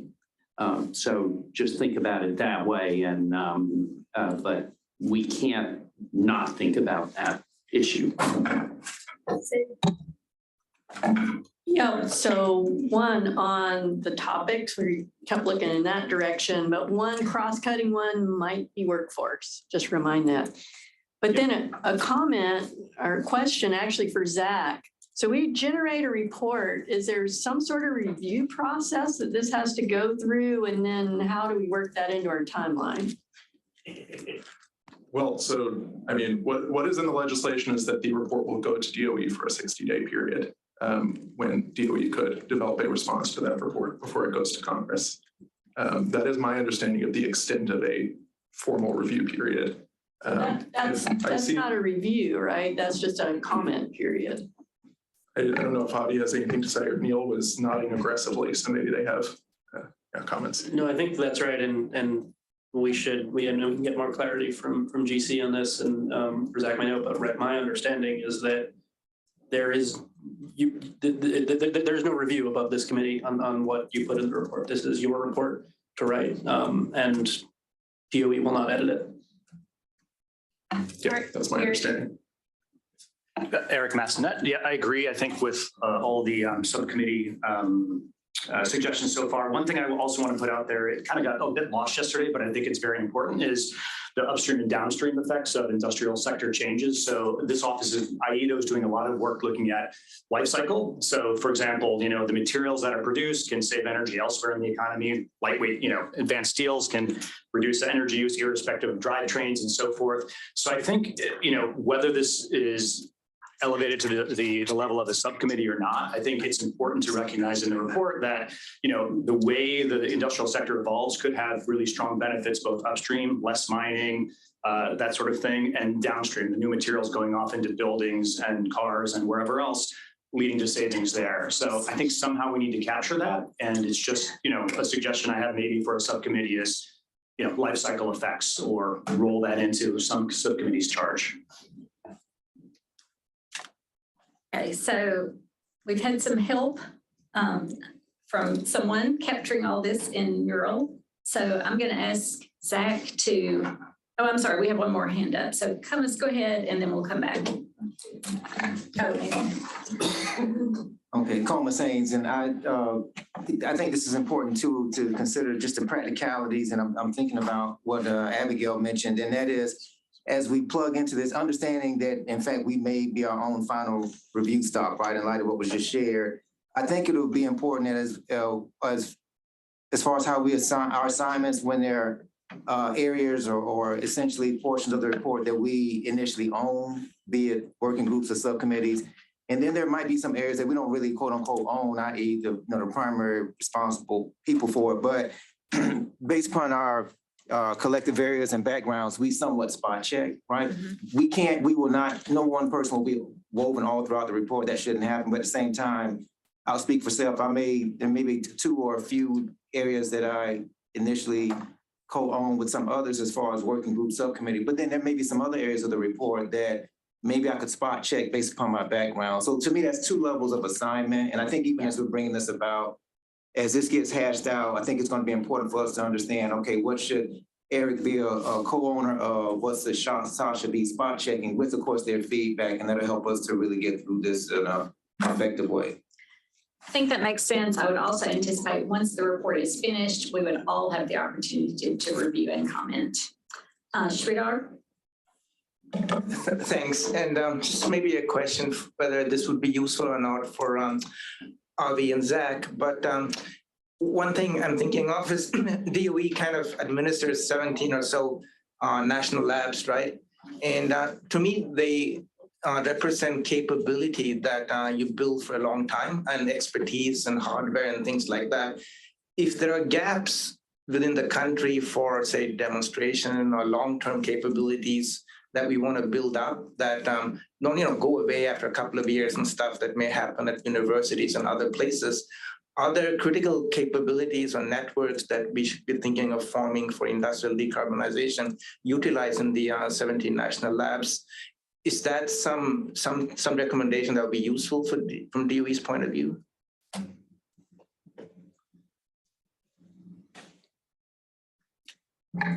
Hey, yes, this is a short answer.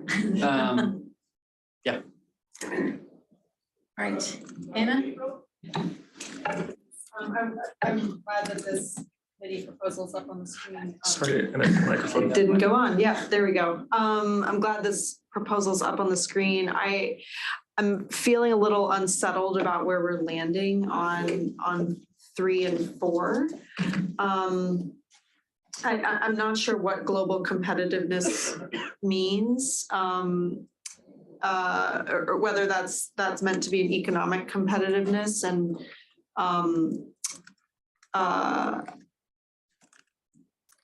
I guess I'm interested in thinking about whether we could combine those or turn the social one into social and economic considerations. I think that it's a very big bucket, but I don't want to. And I think social issues or workforce issues get short shrift if they're not considered in the broader context of other economic considerations. That may be a place to also bring in some of the thoughts that Eric just raised on upstream, downstream, infrastructure, if that's not a separate group, but I do think those need to be kind of together. So this works for me, by the way, on the changes. Okay, we'll take one more question, but after that, what I'm going to propose, because I wrote down some things that are not on this list. So what I'm going to propose after Akshay speaks is that we take a 10-minute break, and Zach and I will sit here and look through the mural board, look through my notes, update this list, and then when we come back, what I want everyone to do is to try to, just like Anna was saying, or there's some that need to be combined, or there's some that are lower priority that we want to eliminate or at least not focus on initially. So Akshay, let's hear your comment, then we'll have a 10-minute break. So like Anna, I think we should just delete global competitiveness and we should be very explicit. This is economic competitiveness of US industry and social and workforce considerations. I think we should just rephrase and be very explicit. Make note of that. All right, 10 minutes, so come back. We'll just say it's 11:20, come back at 11:30. All right, thanks everybody. We'll be back at 11:30. All right, thanks. We are back. All right, I'm going to ask Zach to share his screen. And what we tried to do during this short break was just capture the things we had heard. And so what I want to do is just talk through this list as possible subcommittees. And hopefully, my goal by the end of the time we have this morning is to agree on subcommittees as one of our deliverables. So I would like to try to head there. All right, so the first proposal or first section here, not section, subcommittee, would be technologies, and that aligns with what is in section 4 and 5 of the outline that you were provided earlier. And the orange box, I guess, has a question. And Selena, please speak up if you have any, if I'm not getting anything right here. But in the orange block, we see the question of, do we want to include just technologies in this section, which would be aligned with, no, I'm sorry. Oh, how do we want to handle the industrial subsectors and whether we want to include cross-cutting technologies? Should that be 2 categories or 1 category? I think I'm saying that right. Yes, Selena's nodding. Okay. The thing that I will put out there as a consideration is if, first of all, if this is 1 subcommittee, would more than half of members want to be on it? And I suspect yes. If this was 2 subcommittees, would more than half of members want to be on either of those? So if we had a subcommittee on industrial subsectors, which we can define what those are, but there are some that are specifically called out in the legislation and on the outline, as we talked about earlier, and a separate one on cross-cutting areas that are on the outline, and we can add to those. Would those be areas that a majority of the committee would want to be on both of them? Or do we need to break it down further? You could potentially also consider it from the perspective of a committee that just identifies the technologies that then have working groups that work on those specific technologies, if that helps prevent a lot of people from wanting to be on these committees and kind of have it be more of a guiding committee for short-term deciding working groups later, if that helps. Okay, so I'm seeing nods around that. So can we agree there'll be a committee on, I guess, industrial sectors? The standing committee will determine which industries are going to be included. And then working groups will be formed for the different industrial sectors. I'm just kind of looking around at nods, but I'm expecting if you disagree to speak up. Okay. All right, then I personally think we ought to make cross-cutting technologies a separate subcommittee, because yeah, okay, everybody's agreeing with that. Good. All right, we're getting somewhere. All right, so who is typing? Selena, is that you? Selena, yes. Okay, so which industries now needs to go under number 1, and upstream and downstream effects? I'm trying to think, do all of those need to go under number 1? All those bullets you have? No. Okay. It sounds like, I think infrastructure is probably a cross-cutting topic. Upstream and downstream effects, I could see applying to different industries. So we could go from that angle. Feedstock issues for fuels will depend on who is, what subcommittee is handling fuels. So that could be seen as a cross-cutting technology as an energy source. It could also fall under the, say, chemicals and refining sector in an industrial specific working group. And Joe also has his hand up, so Joe Powell. Yeah, Joe. Yeah, sorry, let me get off of mute. Yeah, I think it belongs up in technologies, and cross-cutting would be more like AI impacts infrastructure, but fuels is more under the technology space.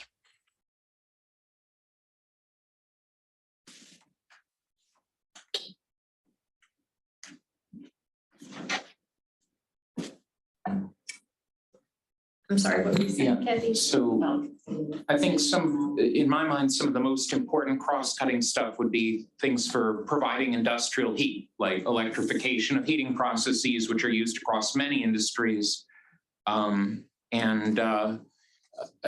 Similar things like energy efficiency, material efficiency, design for longevity and repairability, circular economy, all of those apply to products from many industries. Mm-hmm. I think those are all, and I mean, we're capturing those things, but it'll be up to the subcommittee to decide exactly what they want to include. Okay, so general agreement on number 1 and number 2. All right. Sorry. Just a very minor amendment. It could be called cross-cutting technologies and opportunities. Like I think some are technologies like thermal storage options, right? And then some are, I think infrastructure is more like, it's not a technology, it's more an opportunity. So I think good point. It's things that can propel things forward in more than just one industrial subsector. Both technologies and other. I would agree.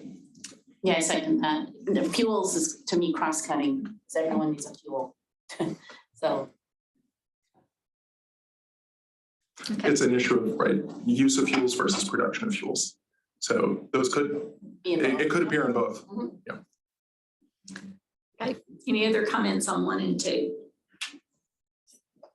All right, we'll go on down to number 3, barriers. And I think we probably need some more clarification on what barriers we're talking about. So barriers to adoption is one that I heard discussed earlier. What other things do we need to add to barriers? Interconnection, like access to clean power. I'm just going to repeat access to clean power, so don't forget to use the microphones. Akshay? Akshay Sani. Yesterday I asked, are we, what were all the opportunities in this space? And one of the big barriers that appeared is. Actually, your mic turned itself off. Sorry, Akshay Sani, I'll repeat that. Yesterday when Avi was presenting, I asked what are some of the opportunities he sees, and there's a barrier between pilot to demonstration phase in terms of technology innovation, how that is progressing. I think hopefully this committee will address that.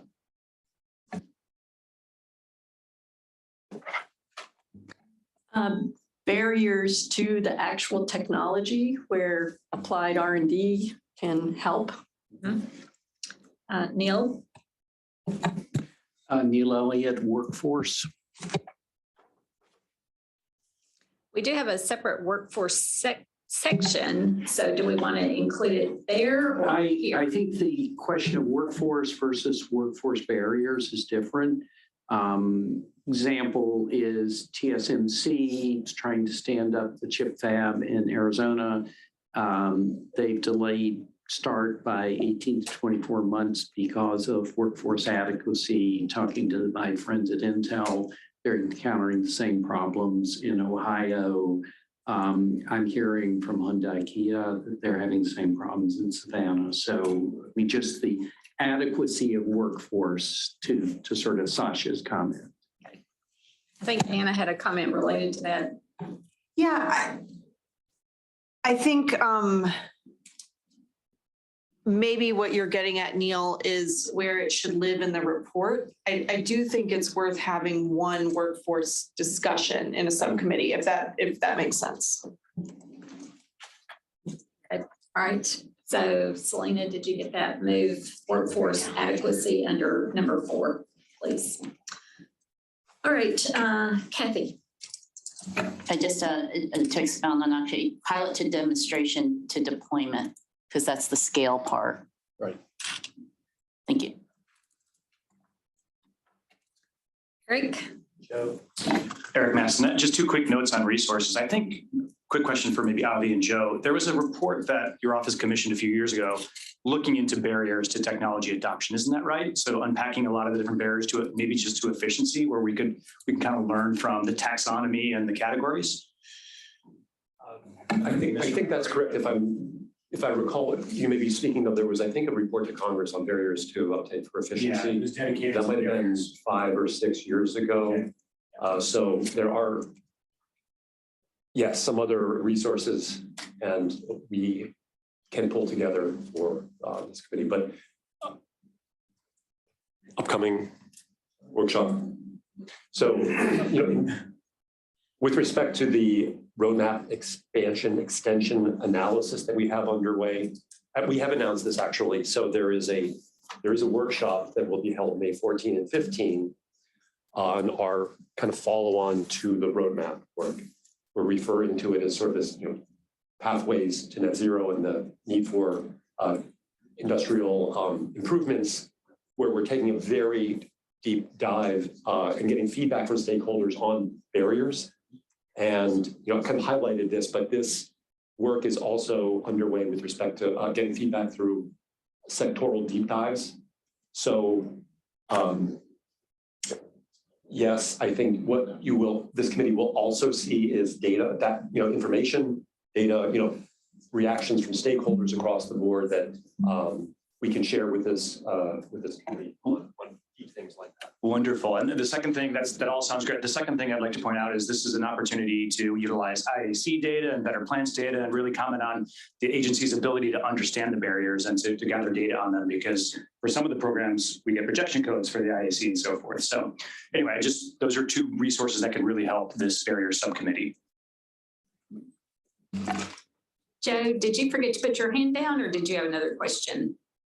No, on barriers, I think the infrastructure and the permitting, and then also the policy, because a lot of these technologies require long-term policy and price supports relative to incumbent technologies.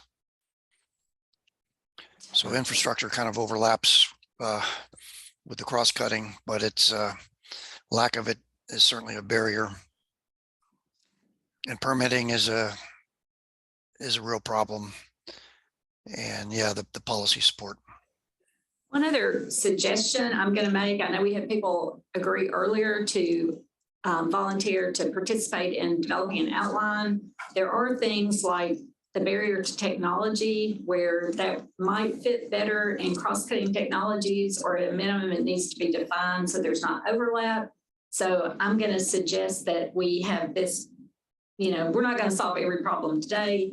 So if we have a general structure, and when that committee gets together to develop the outline, I'm going to ask them to also put some more verbiage around these to make sure we don't have overlap between the subcommittees. So, but I think we don't need to take time to do that with the full group.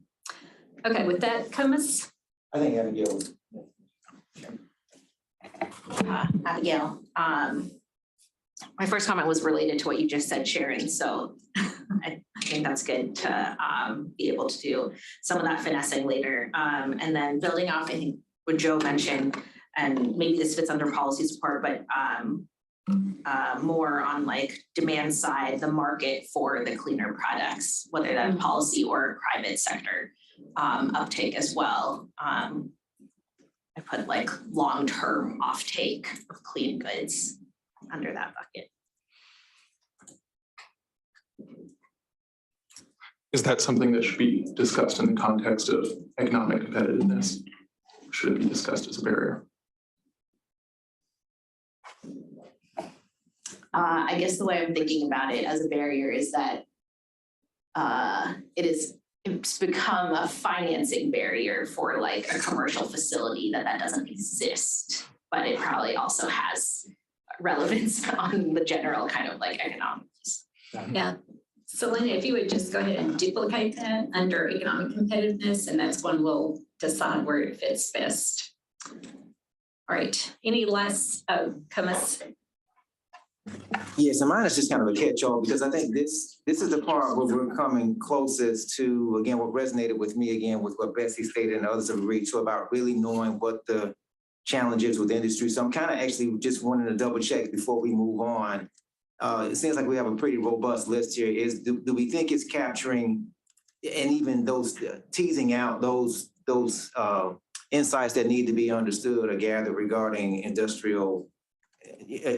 having challenges or barriers with regard to the technology? I just kind of want to almost double check, because once we move on, I think we've kind of moved past the part that resonated with me in that regard. One suggestion I made, and I know I told everyone I've been in better plants for a long time, and of course Betsy has similar contacts to Energy Star, but we do have access to a lot of industrial companies through those programs. Or speaking for better plants, we have technical account managers at Oak Ridge National Lab, for example, who work with lots of different companies. So I think there's opportunity to tap into that more than just the limited expertise on this committee. I think that's something we should think about. All right, do we have Neil? Sorry, did you have your Neil? No. Okay, one last comment, Jeff, and then we're going to move on. I guess while we're on barriers, is the higher cost of electricity per unit energy versus some fossil fuels? I think that can be an important barrier, especially for heating. Maybe that's a barrier to adoption. It sort of overlaps with the first bullet, but worth noting. Okay, one thing I have not asked so far, but I think we have agreement. The first three we've talked about, everybody agrees we should have those subcommittees. Any objections to that? Okay, just wanted to ask that before we went on. Okay, I know we've had a lot of talk about workforce and social considerations, so I'm sure that needs to be one. Are there any additional bullets we want to put there just to help us understand a little better about what's going to be included?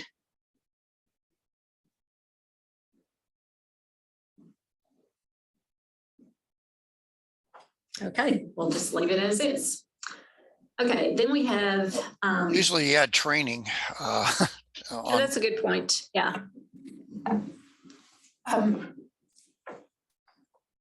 For number 4, I think the affirmative case for the opportunities around jobs and also addressing non-CO2 pollution. So health benefits or local pollution. Kathy? No, okay. Okay, and I'm a little confused. Selena, are you saying, oh no, you're moving that. Okay, thank you. I was about to ask about what that meant. Okay, so economic competitiveness, this is also one I don't think I need to ask. It seemed like there was a lot of support for this. So we have a few bullets there. Are there other things people want to add to just to better define this, or any other comments? Neil? I think something on international trade, trade exposed, provenance tracking. I know this is fights that we've had in a bunch of sectors. Yeah, what about offshoring Yeah. job? Is that the same thing as what you're saying? Okay. It's basically the reciprocal, the two sides. Okay. Anna? You turn your microphone. I'll turn it on for me. I just wondered if this is the subcommittee to discuss the part of our mandate about industrial technology exports. Okay. Kathy? Potentially alignment between global governments and entities such that our US competitiveness could be improved such that we can drive scale. Did you say global governments? Between. Sorry, I was trying to figure out what that word meant. Okay. So I don't know exactly how to state it, but if we are alone in terms of infrastructure and things like that, it's hard to adopt outside, and that drives scale. So it could be governments, it could be standards that I know we might be going outside our remit, but it's that kind of alignment. Okay. All right. Anything else?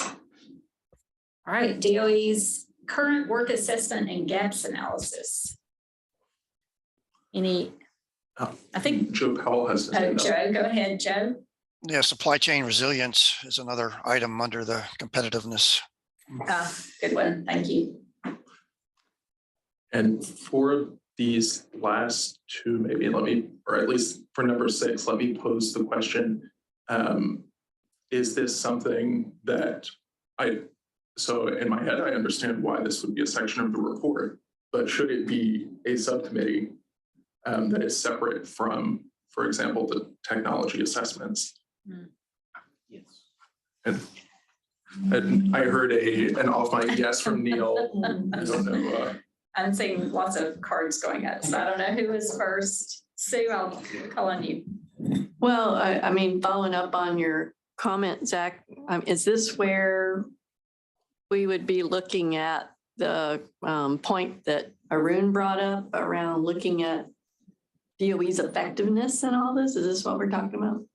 It's just the wording's a little odd. Okay. So are you advocating that it does need a subcommittee or no? I think or if you're could use a subcommittee, but okay. Yeah. I'm just wondering. Yeah. Okay. Abigail?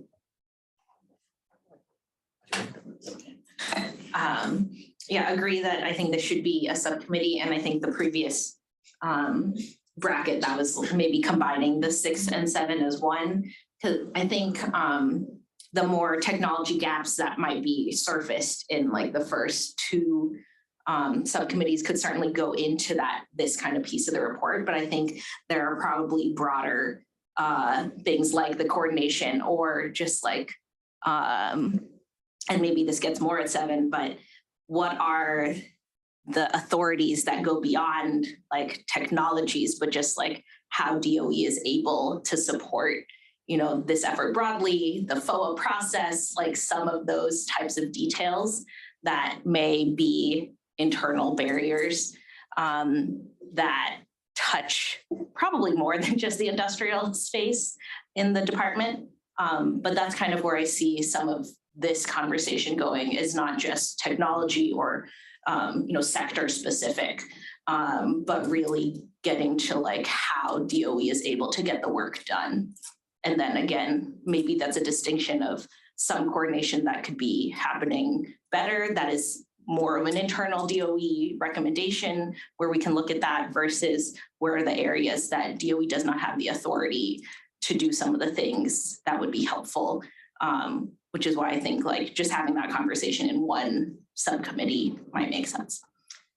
And I'm sorry, just to make sure I understood what you were saying, were you saying 6 and 7 to be one subcommittee? Yes, Okay. that's my suggestion. Okay, Yeah. just clarifying. Okay, Eric. Eric Massenet, I would support combining 6 and 7. I just think that I give a strong, my strong sort of recommendation for having a separate section, because this is the one that will synthesize everything from the other working, subcommittees. I do want to point out a finer, flag for item 6. We've had a lot of conversations about the data that are being generated in the various programs, the modeling tools, and it feels to me that there's a lot of great work happening, but it's very fragmented. So I think just understanding the DOE's access to data and its analytical capabilities across the various offices and how all of that is brought to bear on shining a light on where to invest in programs, which technologies to support. I think that needs to be a separate activity under 6. It's part of the ecosystem, but it's one that my side conversations have indicated there's probably a need for maybe greater coordination, or at least shining a light on the importance of data and analysis and integrating everything. Okay, I'm sorry, Anna. I'm looking at this here. Yeah. I agree with the last two speakers and maybe want to make a more formal proposal for kind of the mandate of this combined subcommittee, because I think this really is the meat of what we as a committee need to talk about. We heard so many presentations yesterday. Eric just outlined some information that would be good to know, more information. So, perhaps the mandate for the subcommittee can really be doing that information collection and figuring out some key questions and basically teeing up a next conversation for the fuller committee on these issues by doing the work of getting the information together. Okay, Cummins. Okay. So from a paradigm standpoint, and this is genuinely open-ended question, I want to know if it goes out of bounds, but when we talk about the gaps analysis and technology gaps analysis and even other areas, I find myself wondering, are we to view this as it may not be the best way to say it, a US exclusive scenario? In other words, globally, there are all kinds of technologies that are being developed and vetted and things like that are clean tech and are being proven, but are we to consider that when we look at the gaps, or are we to, I know ultimately it's about how we invest in the United States, but I think I saw Neil nodding his head. I think there's an aspect of understanding what's going on the global scene, which is of course outside of DOE programming. So how do we treat that? I don't know if Avi wants to comment on that. Yeah, sorry, I was just trying to look back in the language. Without looking at the specific language for this committee, I would say that we think about that on a few different levels. One is that in terms of certainly the climate goals for the US, I think there is a wide recognition in the US government that the US can't solve this problem alone. And so the extent to which we can use US government mechanisms to influence the rest of the world to achieve, global climate goals, I think is an important mission of any of these mission goals we're talking about. I think in terms of industrial technologies, particularly to the points about competitiveness, I think looking at areas where we can strengthen US industry for export markets or leverage the strength of our IP in international markets is absolutely within the scope of what we think about. Okay, Joe?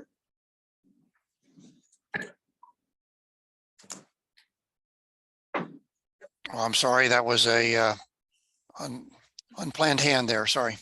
Oh, no problem. Okay, Sasha, sorry. Just very quickly, when I'm thinking about 6 and 7 or like the combined 6 and 7 work, like to me, this is where the actionable agenda comes in. It's almost like the recommendations section of the report so that somebody in Congress or whoever's reading it could like take this and actually move it forward as an agenda. So I just want to capture that somewhere that like, and a few folks have mentioned this, but like the work of whatever subcommittee and ultimately all of us in writing that section, I think is to come up with actionable items.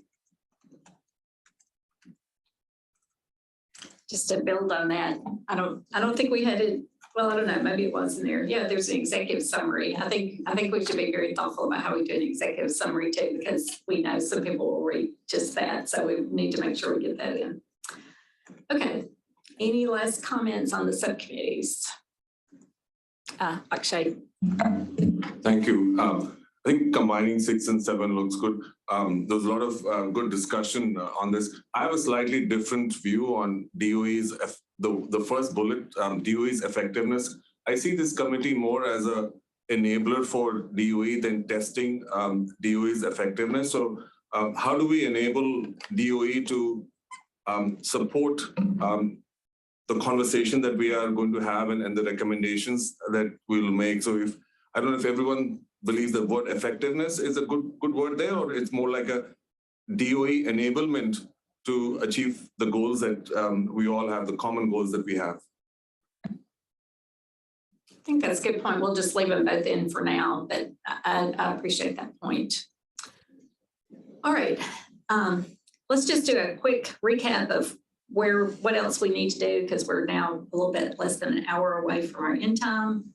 So I would like to talk about, first of all, I think we've got agreement on 6 subcommittees, which I think is really good for today. So I'm proud of us for getting that far. I would like to just quickly ask, so give a minute to think about who might like to lead these subcommittees. And then before we end, I think Selena is going to put together a voting poll for us about who wants to be on which subcommittee, correct? We can do it that way, or you can just do by hands, whichever is easiest. Yeah. Okay. I would say we just raise hands. Okay. I'm just thinking about time because we have a few more things to get through. So let's just ask for leaders, and then let's talk about the timing of the report. And we did want to have a picture. I think we have at least one person who needs to leave a little bit early. So I'd like to, at 12:15, let's make our picture. What do you think? Okay, so let's just have a raise of hands for who would be willing to lead the subcommittees. And we'll start with the number 1 industrial sector. I'll raise them all at once. So I see Spo's hand. Very good, thank you.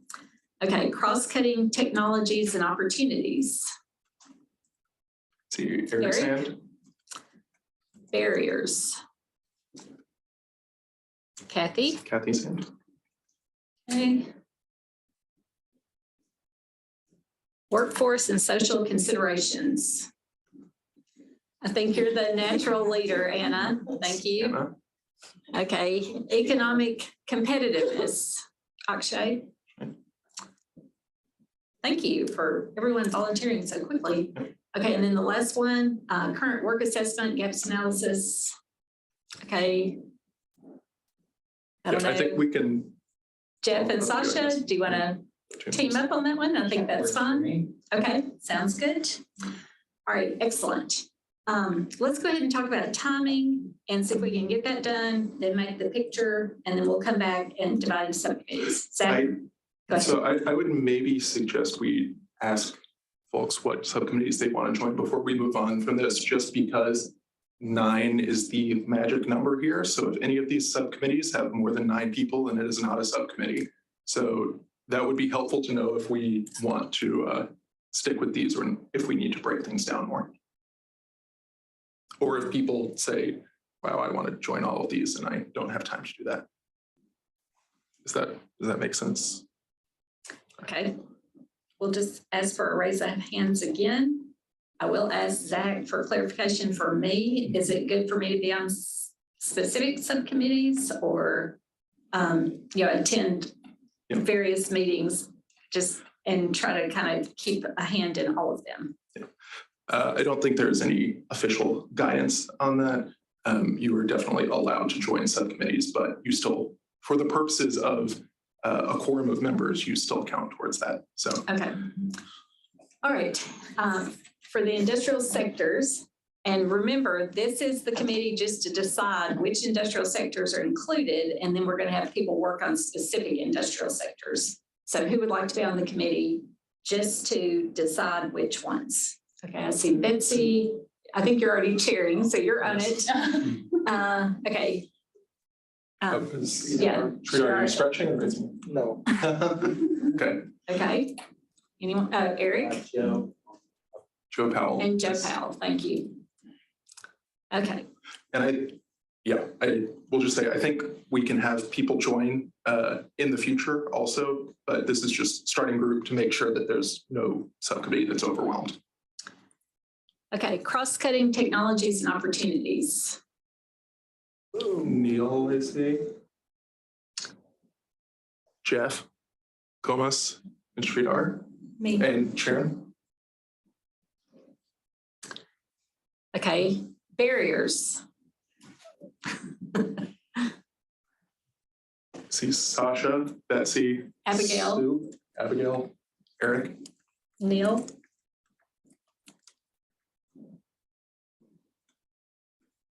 I'm just realizing, thank you for capturing all the names. So if you got missed, please speak up. Okay, workforce, sorry. Or sorry, I was saying, or they can type their own name in there. Oh, good. Workforce and social considerations. Comas, Abigail. Sridhar. Sue. All right. Economic competitiveness. Anna, Neil. Sabun. Abigail.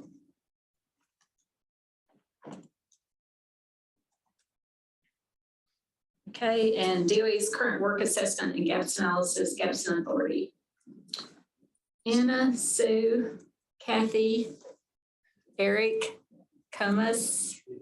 Abigail, Sridhar. How many is that? 3, 4, 5, 6.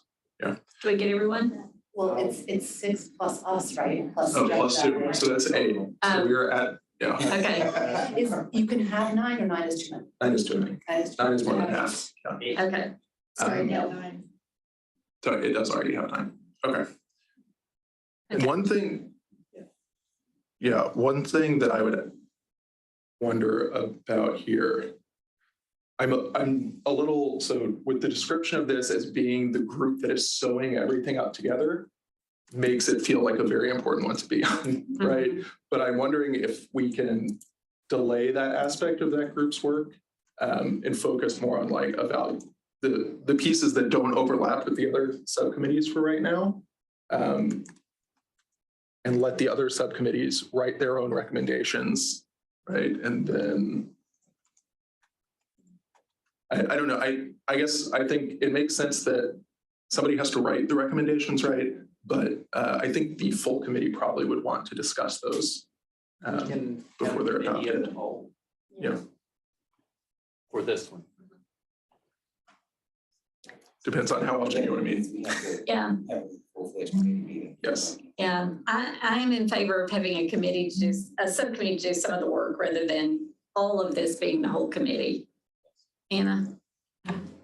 I was just gonna say, you can take my name off if that helps, as long as we have the opportunity to discuss this in the full committee. That's really the important piece there. And yes, so to be clear, all the work done by all of the subcommittees, whatever the outputs of those subcommittees are, does have to be presented to the full committee, discussed and approved by the full committee. So. Okay, so does that get us down to 8? It does. Okay. Everybody feel okay about that? All right. I think that's great. Do I should we stop and do the picture or what do you think? Up to you, I guess. I think Sue, did you have to leave early? at 12:30? Let's go ahead and do it because we really want Sue in the picture. And then, so we'll say 10 minutes to get the picture. We'll come back and talk about the timing. Okay, yep, so we will resume at And next steps. 12:25. A couple minutes early. All right, we're back, and I'll just note before we resume that Sue and Sabode have left us for the day, but we just have, I think, a couple more items to discuss before the rest of the group wraps up. Yes, so we do have a draft timeline. So Zach, if you'll share that and just get comments on that. So it is somewhat, I guess, up to us as to our schedule. This is just what we had thought might work. So, here's our first meeting in March, and then we thought give 6 months for subcommittee report outs. So that would be another in-person meeting, correct, in September. So. Or it could be virtual. Could be virtual. Yeah. Tentatively, we were talking about meeting in person twice a year, and then on the 3 months between meeting virtually. So this would give us on a 18-month schedule to have the full report done. And then I guess after 2 years, it would go into the next phase. Well, yeah, so after you finish the report, there's a 3-year period before the next one is due. So the committee could decide what they want to do in that time. Other than that, you do have to meet still twice a year. So. Okay. And it had been my understanding from previous conversations with DOE, there may be other things that you want our input on. So our job is not just to report, correct? Your job is to advise the secretary on those issues. And the report is one task that you're assigned. Yeah. So there could be other things that come up. Exactly. So this is not set in stone. This is just a proposal. So thoughts on frequency of meetings? What do you think, Neil? Fine. I think I would encourage Zach and his team to start scheduling now for all of these, because I think this group's going to be hard to schedule. Jeff? Can I ask a question first? So I think I recall in the initial appointment letter that it was for an initial 2-year period we were appointed, or my memory was 2. Yeah. And so how does that interact with this? I see it says next phase. Is it likely we get reappointed, or do you know anything about this process? How long we would likely serve? So committee members can be reappointed. One thing that we will probably want to take into consideration when we reach that mark is to start staggering appointment of new members so that the whole committee never completely changes over all at once. So I think, I wouldn't say there's a clear, this is what we're going to do in 2 years at this point. But it will be, I think, there will be members who are renewed, and some people, whether they feel like they're done with their time here, or by whatever other reason, we might want to bring in some new members at that point as well. And it's certainly possible, even during the 2-year period, people could change jobs or for whatever reason decide not to be a part of it anymore. This has happened between initial identification of members and now the intention is for the committee to have a full 20 members, which is, I believe, the maximum that is allowed in the statute. We have 17 right now. So, yeah. So, got it. So people, of course, can resign at any time, but then there will be some, if there's still too many, is it the secretary who determines who will be pushed off at the end of 2 years if there aren't enough voluntary resignations? The secretary, yes, appoints members, approves and appoints. Got it. Thank you. So that was one thing I didn't know. I knew my term was 2 years, but everyone's term was set to be 2 years initially. Okay, I wasn't sure if some people had 3 and some people had 2. Okay. Betsy. It's good to know we're not permanent if we had. The one person who unfortunately is obligated to be here is Arun Jamdar, who by statute as the chair of the Secretary's Advisory Committee has to be on our committee. Sorry, go ahead. Meeting style, are we, can we do these virtually? Or are you going to bring us in person every time? My preference, although this is, up to committee discussion, is that we would meet twice a year in person. I personally feel that it was able to have some of the informal discussions we've had. And so I was proposing we meet twice a year in person. And in DC, I assume. I think it would be in DC. Yes. Okay. Other questions? All right, so I'm not hearing objections. So I guess we'll just plan on this being our rough outline. I think, is it Caroline or Zach? One of you would be contacting people to schedule the meeting in September. Is that correct? So let's go ahead and start working on getting that committee scheduled. So that would be back here in DC in person. And then could we also look for a time, maybe midsummer, just to get at least an update from committees? I think it would be really good for the whole committee to hear how the subcommittee work is going. So, and that one I think could be virtual and shorter. Okay, see nods. And then we'll shoot for having this report done in roughly 18 months. Betsy. So I'm going to ask a question that it's been bugging me. Yesterday was a whirlwind. Some of us may not know all the details of what we heard yesterday. So we have the ability to ask repeat performances if we're in a subcommittee and can ask, say, Kelly to come back and talk about X or Y, or Joe or whoever else was here. Not this Joe. Because I think we'll need more information as we get into these topics. Yeah, I think, and Avi maybe wants to comment on this too, but I think absolutely what I see part of my role is facilitating getting that information to you from DOE. So I think we can think about a process, but there can be presentations. I think we can also take written questions so that, you know, we don't have to get everybody on the Zoom together. Yeah, I was just going to say the same. I think, of course, right, relative informality of the subcommittees, there's a lot less overhead in setting up any meetings, setting up any conversations. I think we are very happy to facilitate, you know, discussions as subcommittees feel they would be helpful with specific folks in DOE, whether in ITIAC or other offices. I guess one other thought, we will be looking at the mural board for, I think there's several things in there where people want to learn more. If we see a lot of commonality in things where we think everyone could benefit, when we have our meeting in 3 months, it'd be good to have that for the whole group. But if there are specific subcommittee requests, that is fine. I mean, everything I've heard from DOE says they want to give us the information we need. We need to ask, and if they can't do it for some reason, they'll tell us, but we should err on the side of asking than not asking. All right. Next steps. So we have our leaders, our subcommittees. Thank you all very much for those who volunteered to do that. So I'm going to ask each of our subcommittee chairs. Oh, I'm sorry. Yeah, I don't think we have to, I'm sorry, let me just think out loud. I don't think we have to wait for the outline of the report for the subcommittees to start meeting. That is not contingent, I don't believe. Okay, so for the outline of the report, we did not have a chair or a chair for that, did we? We did not discuss that. No. Okay, I will plan to chair that. Okay.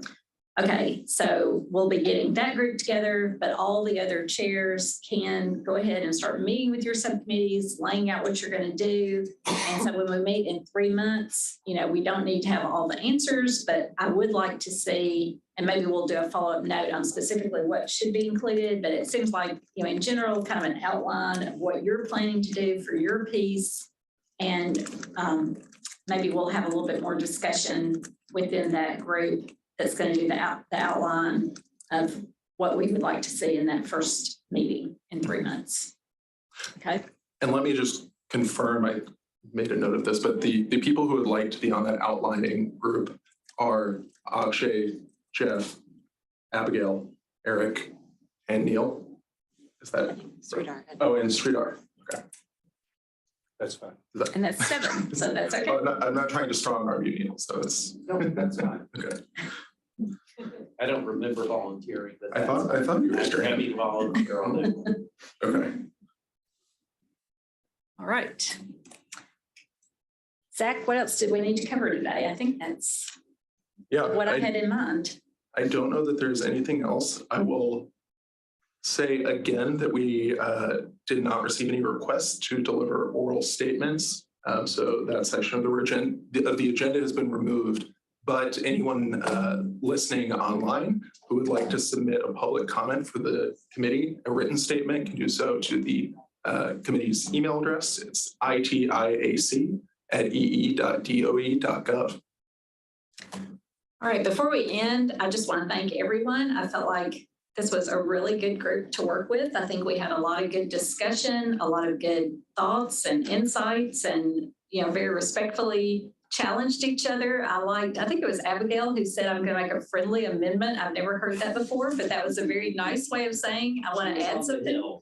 Okay, that came from, Anyway, but I think it's been a great group to work with. I really appreciate everybody's insight. I came in excited about leading this committee. I'm leaving even more excited than I was. So thank you all for the support and contributions you've made. Thank you. All right. So I think with that, we'll conclude the meeting a few minutes early. We will adjourn.